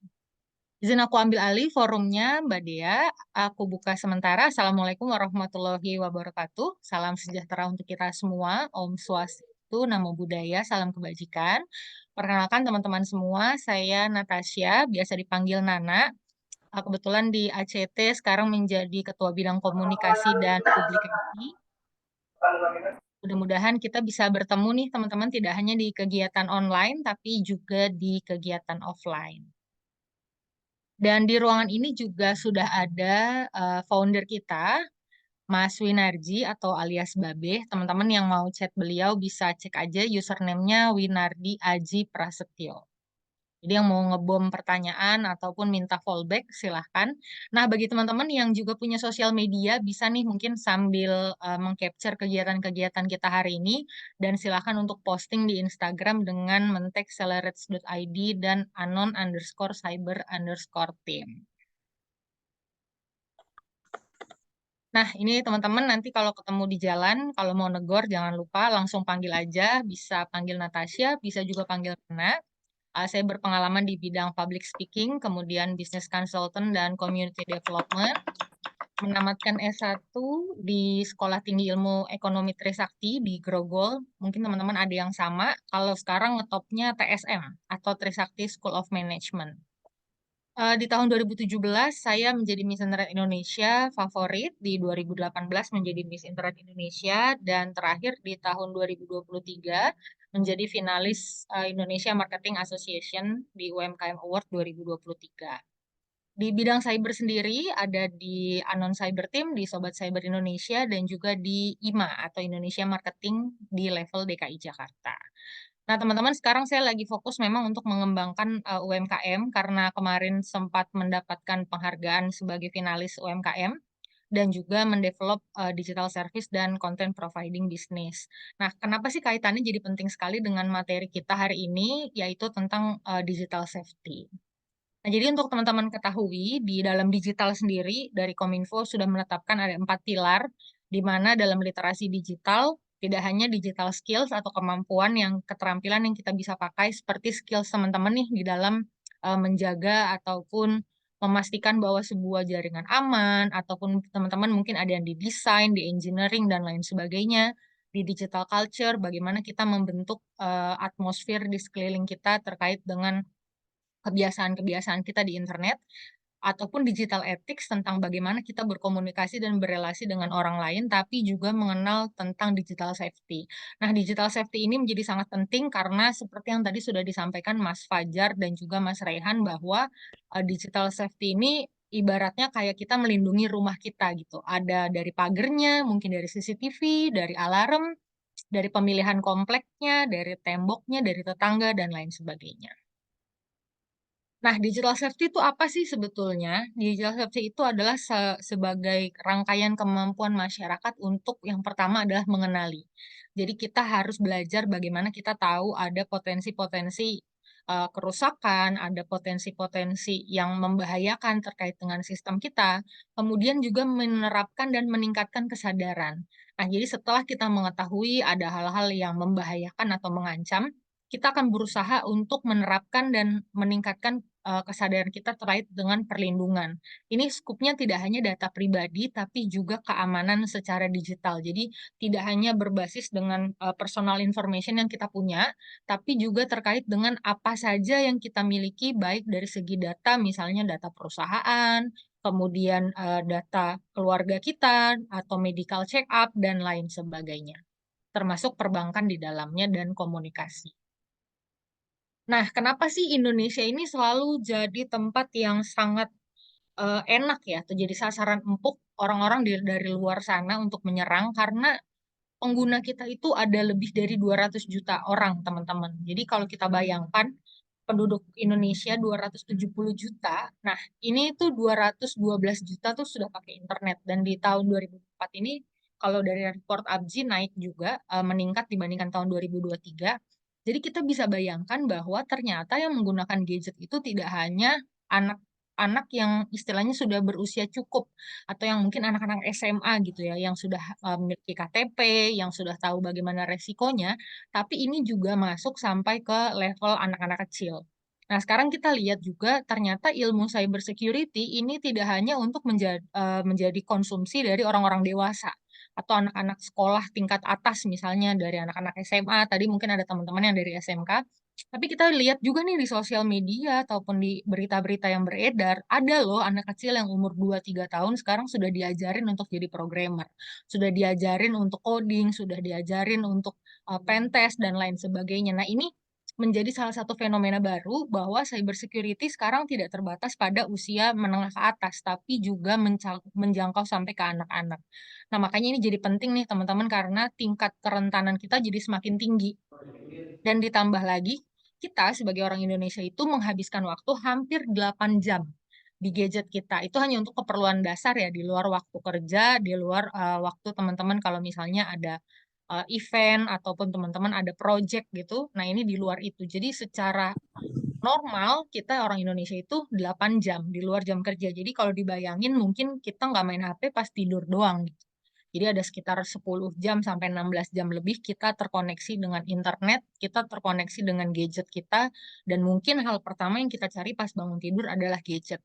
Nah, dengan adanya tingkat ketergantungan terhadap gadget ataupun internet yang sangat tinggi di Indonesia ini, otomatis kita akan semakin rentan untuk mendapatkan serangan-serangan ataupun menjadi korban dari tindak kejahatan yang ada di dunia cyber. Kenapa sih jadi tambah berat nih tanggung jawab kita sebagai generasi yang sudah melek dengan teknologi dan internet? Yang pertama adalah karena sekarang ruang lingkup digital itu sudah jadi sangat luas. Kalau dulu mungkin kita mengenal digital hanya terbatas pada bentuk komunikasi aja, mempermudah komunikasi. Tapi sekarang tuh sudah enggak. Kita sudah mengenal yang namanya cloud storage, teman-teman bisa menyimpan data-data teman-teman, backup foto, backup file, backup video, atau musik atau apapun itu di internet gitu. Yang bahkan sekarang pun sudah banyak teman-teman menemukan di e-commerce dijual untuk cloud storage permanen, misalnya 2 terabyte hanya 100.000 gitu untuk seumur hidup dan lain sebagainya. Nah, ini menjadi celah-celah baru untuk kejahatan-kejahatan digital terjadi di Indonesia. Kemudian yang kedua adalah investasi. Nah, investasi ini bicara tentang bagaimana kita mengalokasikan uang kita, tidak hanya berbentuk dalam tabungan, tapi mungkin teman-teman misalnya nabung emas, kemudian lain sebagainya gitu ya.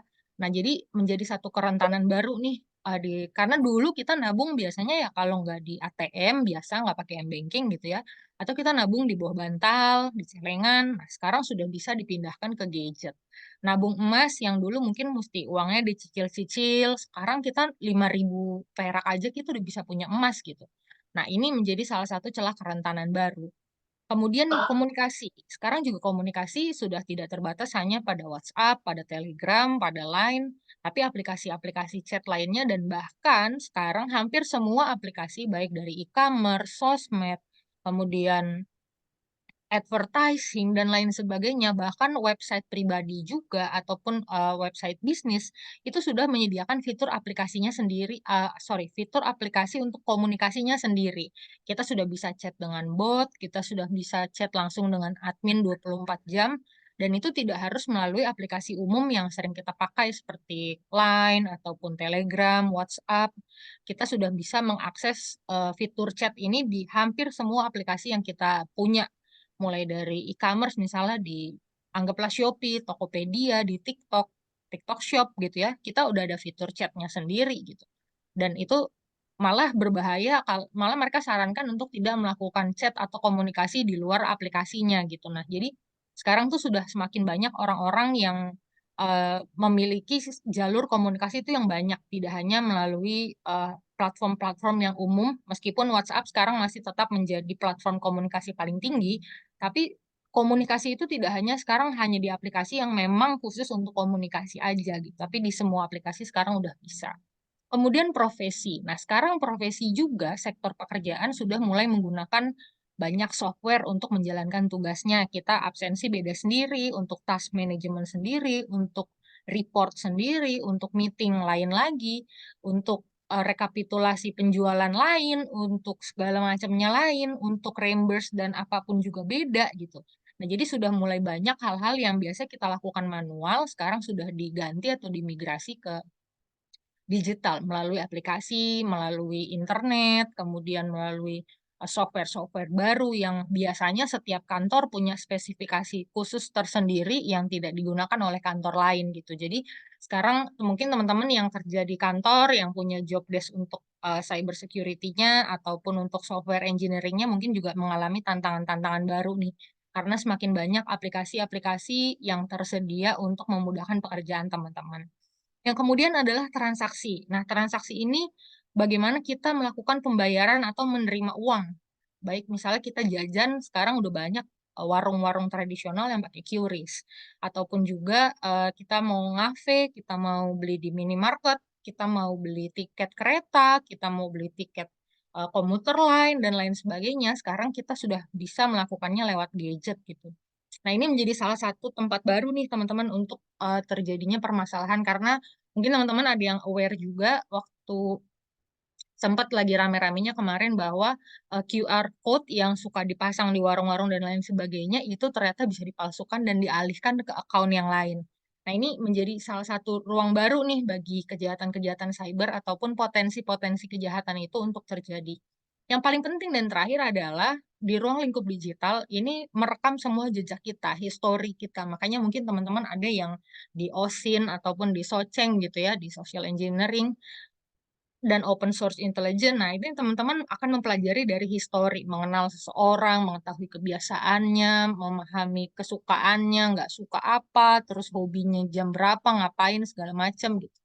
Nah, jadi ini adalah hal-hal yang teman-teman harus concern bahwa sekarang apapun yang kita lakukan di dunia digital itu semua ada jejaknya, ada rekamnya, dan orang sekarang sudah mulai bisa menganalisis behavioral kita nih lewat histori yang kita tinggalkan di internet. Oke, nah kasus kejahatan cyber di Indonesia dan dunia ini seperti apa sih?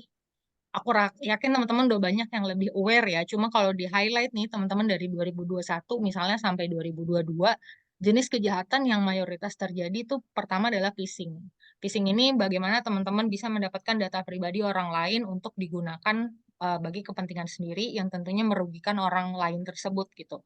Ataupun juga ada yang melakukan web deface, kemudian teman-teman ada yang melakukan injeksi virus dan lain sebagainya ke gadget ataupun ke sistem perbankan orang lain, ke perusahaan dan lain sebagainya. Nah, ini semakin tahun nih malah trennya semakin tinggi gitu ya.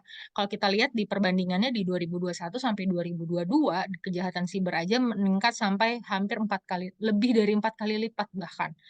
Dari pertama kasusnya hanya 612, tiba-tiba naik dalam 1 tahun itu bisa, ini lebih dari 10 kali lipat naiknya gitu. Jadi ini adalah pada saat masa-masa teman-teman mungkin mengalami, kita sama-sama mengalami pandemi COVID ya.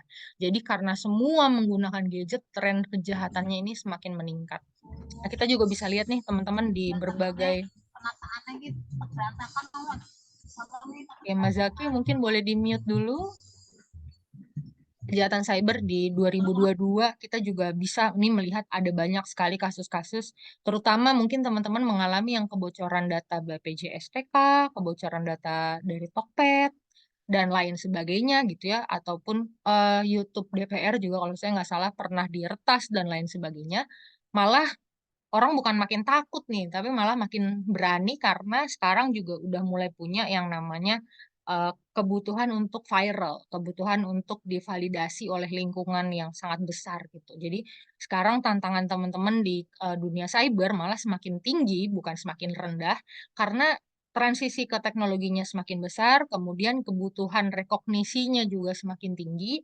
Makanya kenapa teman-teman mungkin kalau ada yang serius mau berkarir, saya lebih sarankan untuk mengambil sertifikasi CEH misalnya untuk tetap menjaga nilai-nilai etis teman-teman sehingga bisa menjalankan tugas untuk menjaga keamanan cyber itu dengan beretika dan taat hukum. Nah, jenis-jenis serangan siber ini ada banyak ya, teman-teman. Mungkin ini beberapa yang tadi juga sudah dibahas oleh Mas Rehan dengan Mas Fajar, mulai dari phishing, MITM, kemudian ada DDoS, ada peretasan, ada data breach, dan ransom and malware. Nah, teman-teman, ini adalah hal-hal yang biasanya common kita ketemu, cuman kadang-kadang kita sendiri pun yang mungkin sudah punya dasar edukasinya ini, kita suka nggak ngeh gitu ya. Karena pasti teman-teman punyalah anggota keluarga yang pernah jadi korban phishing, ataupun mungkin teman-teman sendiri yang jadi korban phishing, padahal kita sendiri aktif gitu ya. Karena memang serangan siber ini tidak menyerang orang tuh dengan pilih-pilih. Jadi siapa aja bisa kena, dan mungkin pas kita lagi diserang itu kita juga lagi rentan, kitanya lagi nggak konsen, kita lagi klik, atau bahkan dikasih linknya dari orang yang kita percaya banget. Jadi kadang-kadang hal-hal kayak gitu yang bisa mengecoh, jadi teman-teman harus hati-hati. Nah, ini kayak biasa ya, teman-teman udah tahu dan banyak banget pasti. Ini ada contoh kasus kayak orang ngirim bilang pakai JNT, terus ternyata APK. Nah, kadang-kadang hal kayak gini tuh terjadi kalau misalnya kita nggak pesen, mungkin kita ya udahlah gitu ya. Tapi kalau pas kita pesen kan bisa jadi gitu. Kita nggak perhatiin, atau mungkin kita buka chatnya sambil lagi di motor, kita buka chatnya lagi sambil ngobrol sama orang, jadi kita ke distract, main kita pencet aja, kita download aja, kita kasih aja aksesnya gitu. Nah, jadi teman-teman mesti aware nih, perhatikan kalau ada orang-orang yang ngirim tulisannya foto tapi jenis file APK, ya udah delete aja, nomornya blok aja gitu. Jadi kita lebih baik mencegah. Ataupun teman-teman misalnya ada yang lagi trouble sama Dirjen Pajak, Bea Cukai, dan lain sebagainya, ya bisa jadi teman-teman jadi korban juga gitu. Karena kadang-kadang orang-orang kayak gini tuh ngirimnya random aja gitu. Undangan nikah misalnya atau segala macam tuh random aja. Dan sayangnya orang-orang yang sering kena kayak gini itu ngerembet tuh biasanya teman-teman, karena akses-akses yang dikasih itu bisa ke kontak, bisa ke telepon, ke SMS, bahkan ada yang ke galeri atau ke media. Nah, jadi otomatis si orang yang nggak bertanggung jawab ini dia bisa aja ngedapetin kontak teman-teman yang sekitar atau yang ada terdaftar di HP itu gitu. Jadi makin lama ya kayak bola salju gitu teman-teman. Misalnya saya udah download, terus saya punya keakses. Nah, nanti dia bisa nih ngelihat, oh nomor kontaknya Mbak Dea, oh ada Mas Tenwap, nanti ada Bang Ribang segala macem. Nah, mereka kan pasti trust dong ke saya gitu. Ah, masa sih Mbak Nana kayak gitu? Pak, nggak mungkin lah, ini dia bener kali ngirim undangan gitu, apalagi belum nikah. Jadi bener nih undangan nikah dia gitu. Karena dia belum nikah 2 kali berarti. Tapi kan bisa aja, ternyata kita terkecoh gitu. Oh, ternyata bukan gitu. Ternyata ini file yang nggak benar gitu. Jadi teman-teman juga harus hati-hati, karena nggak hanya ke teman-teman sendiri, bahkan ke anggota keluarga lain pun bisa terjadi kayak gitu. Terutama untuk orang-orang tua yang kadang-kadang nggak ngeh atau nggak tahu bedanya. Nah, teman-teman bisa mulai untuk mengajarin atau ngasih tahu supaya mereka juga nggak jadi korban.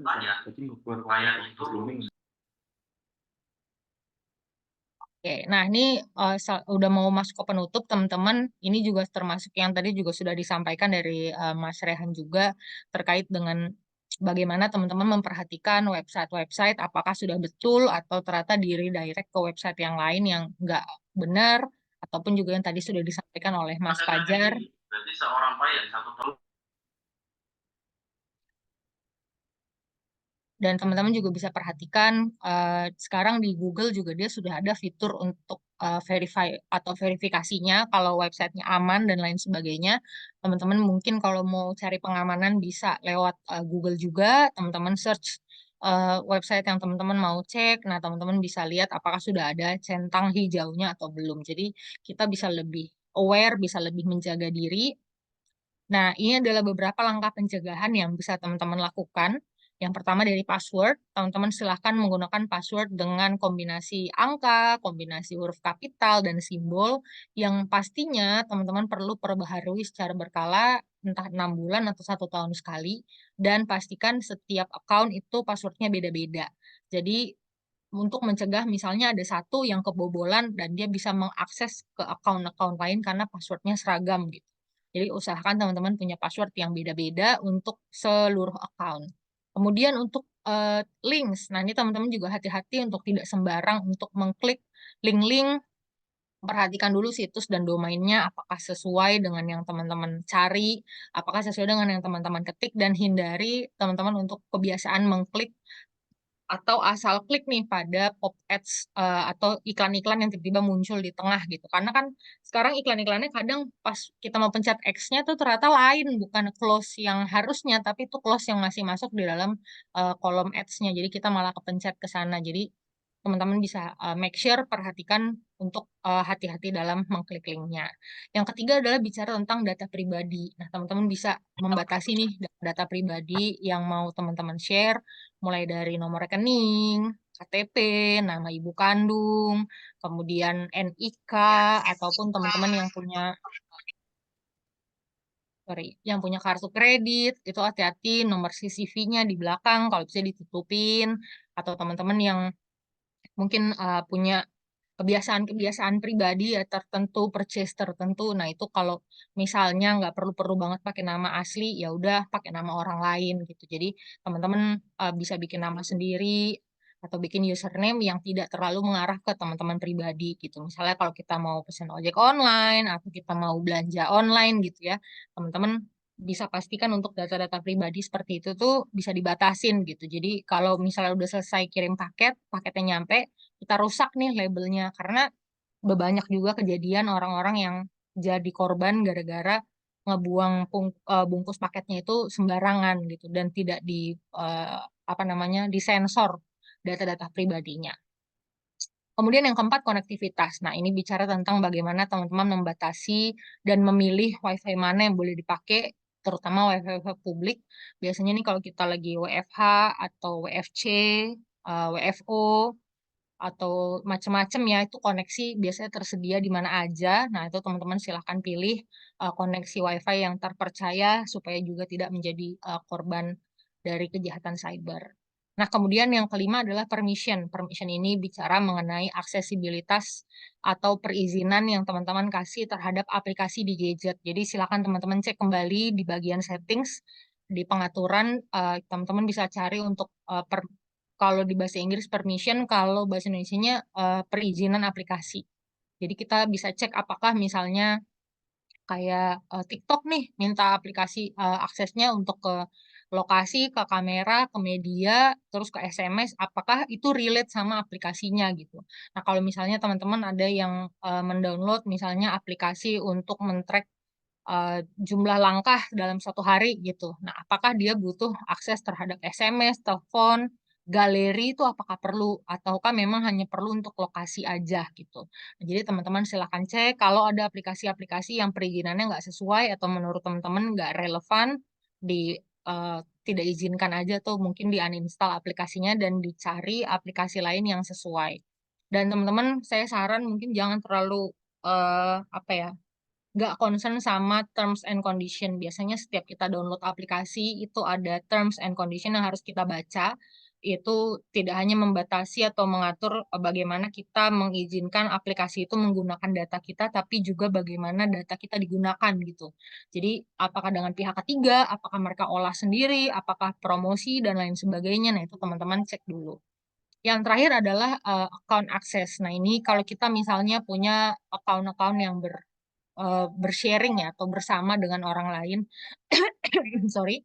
Nah, kita pastikan kalau misalnya account-account ini kita bisa kendalikan aksesnya dengan baik, sesuai dengan kepemilikan dan terbatas. Jadi, nggak semua orang tiba-tiba bisa buka dan bisa rubah, bisa edit. Nah, jadi teman-teman silahkan cek.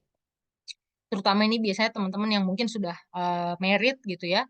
Biasanya ada rekening bersama, ada m-banking, terus ada investasi bersama, ada tabungan bersama. Nah, ini silakan teman-teman cek karena untuk mencegah adanya kemungkinan-kemungkinan orang lain tidak bertanggung jawab, mereka akan cari celah paling gampang, entah dari suaminya atau dari istrinya. Jadi pastikan teman-teman ada regulasi khusus untuk account-account yang dipakai secara bersama atau account sharing.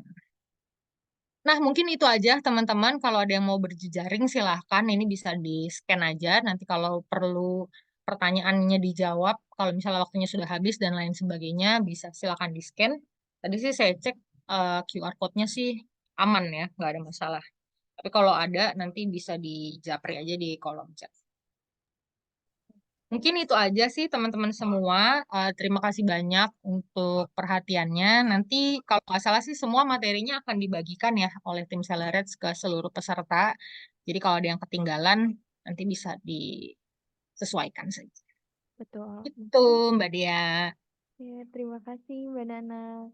Mungkin dari teman-teman ada yang pengen nanya atau pengen on mic nih, berbagi cerita.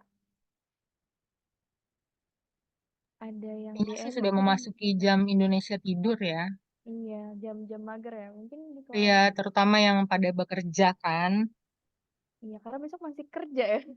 Iya nih, kalau ininya hari Jumat enak nih, besoknya Sabtu ya, tapi besok masih kerja. Ini ada yang nanya nih Mbak, tapi lewat DM saya. Jadi dia nanya Oke. permisi Mas Rehan, dari untuk Mas Rehan kah atau gimana nih? Permisi, Mas Rehan ini masih ada, tapi lewat badan aja kali ya. Ada itu Mas Rehan standby, orang dia kelasnya sampai subuh kok. Oh, alah, oke, siap-siap. Halo. Halo. Oke, Mas Rehan ini ada yang nanya nih dari Kak Fikri Fadil. Perkenalkan, saya Fikri Fadil dari Politik Elektronika Negeri Surabaya mengenai kriptografi nih Mas di sistematik kayak gitu. Terkait kriptografinya kan ada beberapa algoritma lebih baik mana antara DES dan 3DES dalam encrypt data sampai dengan decrypt. Gimana Mas? Oke. Mungkin aku Oke, copy izin lagi jawab ya. ya. Sedikit. Jelaskan. Izin jawab ya. Oke, jadi teman-teman tadi emang ada beberapa yang bertanya juga. Ini juga beberapa kali diulangin, tapi nggak apa-apa saya ulangin. Soalnya tadi beberapa masuknya ke DM juga. Oke, jadi teman-teman nih berkaitan kriptografi. Jadi kriptografi itu sangat penting banget ya dalam sistem development gitu. Karena dari kriptografi ini kita bisa mengunci pesan yang kita punya. Contohnya kita punya sebuah surat gitu kan. Kita mau ngirim ke surat pos, ke kantor pos gitu. Ke kantor pos ini Mas tukang pos ini masih bisa baca kalau misalkan dia ngebuka amplopnya gitu kan. Nah, bagaimana caranya supaya Mas kantor pos ini tidak tahu gitu kan? Yaitu dengan kita menuliskan dengan bahasa yang acak gitu. Contohnya kalau misalkan encoding itu kayak base 64, itu berarti kita kayak cuma menerjemahkan ke bahasa lain. Contohnya kayak kita bahasa Indonesia tapi kita translate ke bahasa Inggris gitu. Itu sistem itu. Nah, tapi kalau misalkan kriptografi itu kita mentranslate tapi ada kuncinya. Kayak misalkan A itu jadi C gitu kan atau semacamnya dan seterusnya gitu. Nah, terus penggunaan apa yang baik gitu, algoritma apa, ini semua tergantung dari aplikasi apa yang di-develop. Karena tidak semua aplikasi di-develop itu sama. Jadi tergantung kebutuhan. Kalau misalkan itu berada di lingkungan yang kritis bisnisnya, kayak misalkan contoh autentikasi gitu. Berarti kriptografi yang digunakan itu tidak boleh terlalu lama juga. Kalau bisa agak cepat gitu kan. Kayak contohnya kayak SHA 256, tapi itu hash ya. Jadi dari bentuknya apa itu juga tergantung gitu. DM semua ya yang ini gue. Iya ya kayaknya ya. Ada yang beberapa itu pakainya security dan segala macam gitu kan. Jadi semua harus disesuaikan lagi kebutuhan sistemnya apa, baru kita bisa menggunakan algoritma yang tepat gitu. Izin bertanya Kak, kalau ini kayaknya buat yang lain nih, apakah website itu bisa dipulihkan? Ini boleh nambahin nggak nih soal DNS spoofing yang tadi nih kayaknya? Boleh Mas. Oke. Jadi terkait dengan DNS spoofing itu, DNS spoofing itu biasanya itu kan terjadi di ruang publik ya. Jadi website itu ya biasanya terdampaknya di DNS yang diserang aja. Contohnya kalau misalkan misalkan di kita lagi ke McD gitu kan. Ini lagi ke restoran gitu kan. Terus kita pakai wifi situ gitu. Nah, ternyata wifi situ dibajak gitu kan. Pakai lewat DNS-nya dia. Nah, itu kita kayak yang tadi kalau dijelasin itu kita pakai DNS yang kita pakai sendiri gitu kan. Kalau misalkan saya itu pilihannya pakai DNS-nya Cloudflare 1.1.1.1. Nah, itu jadi teman-teman bisa cobain tuh.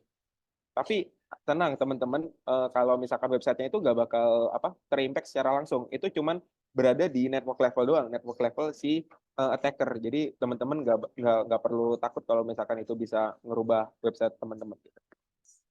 Mas Khoirul ini mau nanya lagi nih. Mas Rehan mau tanya, kenapa Bcrypt tidak bisa di-decode? Nah, Bcrypt itu pertama, Bcrypt itu bukan encoding. Kedua, Bcrypt itu itu termasuknya hash. Jadi apa ya? Bukan berarti semua enkripsi itu tidak bisa di decode. Ada beberapa enkripsi yang sudah apa ya? Hash yang sudah bisa dipecahin. Contohnya kalau nggak salah itu dulu ada MD5 itu pernah bisa dipecahin gitu kan. Dia udah tahu algoritma cara ngebalikin lagi MD5-nya gitu. Nah, jadi bagaimana caranya kita bisa mempersulitnya itu adalah menggunakan salt untuk dalam hashing atau enkripsi segala macam. Jadi sebetulnya untuk kriptografi ini agak panjang dan panjang banget gitu. Mungkin kita bisa bahas di lain kali gitu. Saya kembalikan ke Mbak host. Terima kasih.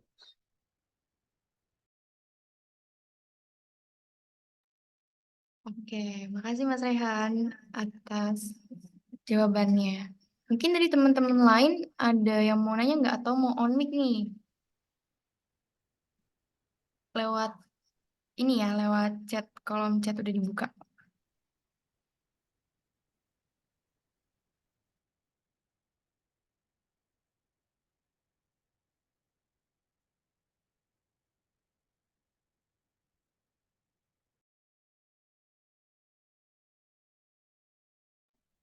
Oke, mungkin apa udah masih jam-jam rawan kali ya Mbak?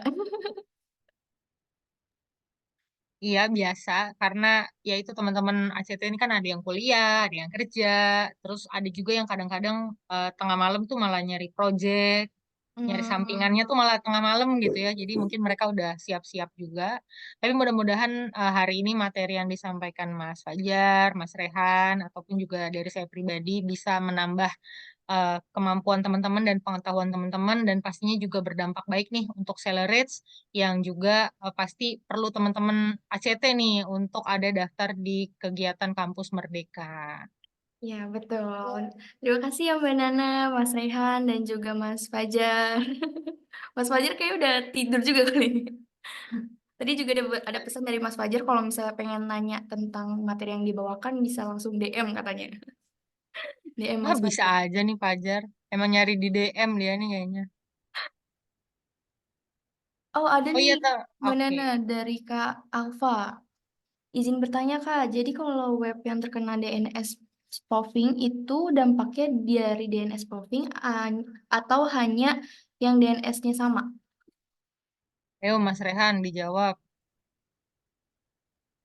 Kalau pertanyaan ini udah nggak mungkin ke aku mah nggak ngerti yang gini-gini. Tadi kayaknya apa kelewatan. Boleh Betul, diulang? jadi kalau web yang kena DNS spoofing itu dampaknya itu hanya ke DNS yang sama atau nyebar? Kalau misalkan ini jadi tergantung ya. Kalau misalkan itu DNS poisoning, biasanya kalau misalkan kita bekerjanya di provider, itu ada kemungkinan kita bisa nyebar DNS-nya. Tapi kalau misalkan masih di apa namanya, kayak di lokal level, kayak misalkan di restoran tertentu atau di kafe tertentu, itu biasanya cuman apa ya, mengubah DNS di situ aja sih. Kira-kira kayak gitu. Jadi teman-teman kalau misalkan kurang jelas, mungkin nanti kita Oke, jadi mungkin kalau misalnya kurang jelas atau pengen tahu lebih dalam lagi nih mengenai cyber bisa langsung ke IG Anon Cyber ya. iya, iya. Itu Nespamnya nanti IG kalian atau juga cyber aja ya. iya bisa langsung diakses gitu ya ke grup terdekat daerahnya itu di mana. Oke deh, karena waktu sudah mulai cukup malam ya. Ya Dan mungkin kita masih foto bersama kali ya ya kita dengan tim-tim yang sesi masih ada. dokumentasi ya. Mungkin teman-teman bisa boleh on cam dulu nih. Biar kelihatan nih wajah-wajah tampannya ya kan. Mas Ribang boleh on cam Mas Ribang. Babe masih on nggak? Ya, Mas Ribang sama Babe boleh ini dulu nih mungkin kasih Mas Iya semangat. kalau Ribang. sepatah dua patah kata dong. Iya dong. Mas Ribang mana nih? Masih di warkop kali Mas. Mas Tenwap, Mas Tenwap. Ya nih Mas Tenop tar telepon dulu. Ini kayaknya Mas Tenwap lagi ke toilet nih. Mas Ribang kayaknya kesel deh sama saya deh. Kenapa emang kamu Kenapa menyebalkan? tuh?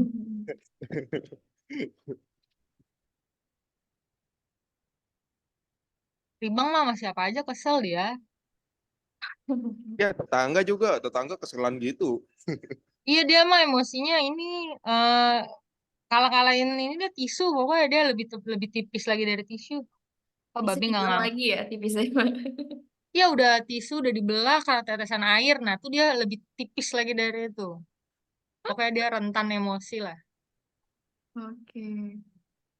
Oke, pas sudah ada Mas Babe ya? Tahu nih babi nih ngumpet kayaknya. Karena Mbak Dea nih wajahnya terlalu bersinar. Jadi Waduh, mantul gitu ya Mbak, glowing. iya, jadi dia nggak kuat kayaknya. Waduh, Mbak Nana juga cantik banget hari ini. Ah, itu mah biasa. Semua orang juga bilang gitu. Waduh. Nggak ada canda. Tapi mungkin di sini ada teman-teman yang udah pernah ketemu aku ya di bukber.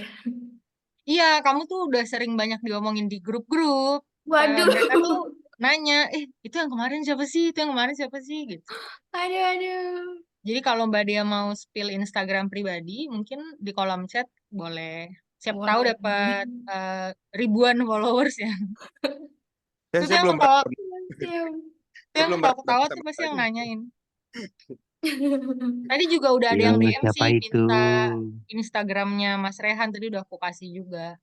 Iya Waduh, nih waduh, di itu pelanggaran loh, Mbak. Ngasih IG Ya, seseorang tanpa izin. soalnya nggak di private, kecuali di private nggak aku share. Mereka cari aja di following. Ya udah nggak apa-apa, nggak apa-apa, nggak apa-apa. Di private ya nanti ya. Nggak, malah. Tuh kan. Bener-bener hacker sejati lah. Pokoknya yang mau soceng ke Mas Rehan pasti nggak bisa. Nggak ketemu data pribadinya di Instagram dia nggak ketemu. Masa iya? Emang udah pernah nyoba? Banyak Belum. pohon doang. private but not secret gitu ya Mas ya? Enggak, emang teknik apa temanya alam-alam gitu. Iya, Oh. environmental friendly banget ya. Iya, Oke. ramah lingkungan. Oke, mungkin kita boleh langsung sesi dokumentasi kali ya Mbak? Boleh. Oke. Oke, siap-siap teman-teman udah pada on cam? Udah ganteng? Udah kayaknya, udah ganteng semua. Udah cakep semua ya? Oke, aku mulai sesi dokumentasi ya. 1, 2, 3. Oke, sebentar.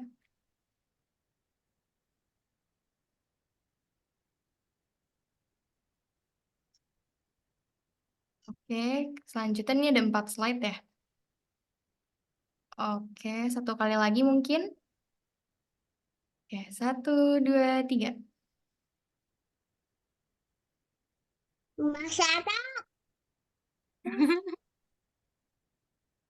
Oke, sudah. Terima kasih teman-teman semua. Terima kasih Mbak Nana. Terima kasih Mas Rehan dan juga Mas Fajar. Terima kasih juga untuk ketua dari ACT, Babe ya. Iya nih kayaknya dia mau join katanya sebentar. Oke, terima kasih juga sama Mas Ridwan ya udah mau kolaborasi nih bareng Selerets. Simpen lagi aja buat Waktu besok. yang udah cukup malam ini ya teman-teman, makasih yang udah ngeluangin waktunya dari pulang kerja atau pulang kuliah mungkin yang masih ikut webinar ini. Oke, untuk link absensi udah aku taruh di kolom chat ya teman-teman. Jadi nggak akan disebar di grup WhatsApp, hanya ada di kolom chat Zoom saja. Oke deh, mungkin aku tutup. Sekian, terima kasih banyak ya semuanya. Terima kasih banyak juga Banana semuanya atas waktunya. Terima kasih, Kak. Sampai bertemu lagi di kolaborasi berikut. Sama-sama. Terima Makasih, Kak. kasih Makasih. Mbak Thank you. Dea. Thank you. Thank Kasih you. ilmunya, Kak. Guys, teman-teman. Thank you. Terima kasih semuanya. Mbak Nana, kick aja Mbak Nana. Titip Apa? salam ya buat Babeh dan juga Mas Ridwan, Mbak. Mbak Nana kenapa Mbak Nana? Mbak Nana, kick aja Mbak Nana. Kenapa Waduh, siapa gitu? tuh? Aku hafal ini suaranya ini. Harus Oke. diblok segera. Kalau nggak nanti dia kick semua orang. Mas Rehan thank you ya. Mas Fajar juga thank you. Mbak Iya, Dea, thank you Mas Mbak Rehan, Mas Salsa, dan Fajar. tim. Terima kasih banyak. Mudah-mudahan nanti ke depannya kita bisa terus kolaborasi. Aku juga Amin. mewakili Babe dan Mas Ridwan yang sedang sibuk. Mudah-mudahan di kolaborasi-kolaborasi berikutnya kita bisa ketemu tatap muka nih. Kita Iya. bisa offline. Jadi teman-teman yang nanti punya banyak pertanyaan bisa langsung ngegeruduk aja Mas Rehan sama Mas Tenwap. Langsung aja dibombardir pertanyaannya. Iya, langsung aja ya. Oke nih Mbak Nana, aku izin Oke. tutup ya semuanya ya. Aku izin Terima end kasih. Zoom-nya. Terima kasih. Assalamualaikum warahmatullahi Assalamualaikum. wabarakatuh. Selamat malam semuanya. Waalaikumsalam. Waalaikumsalam warahmatullahi wabarakatuh. Selamat beristirahat. Lebih mah emang sok Waalaikumsalam. sibuk itu. Dadah ya.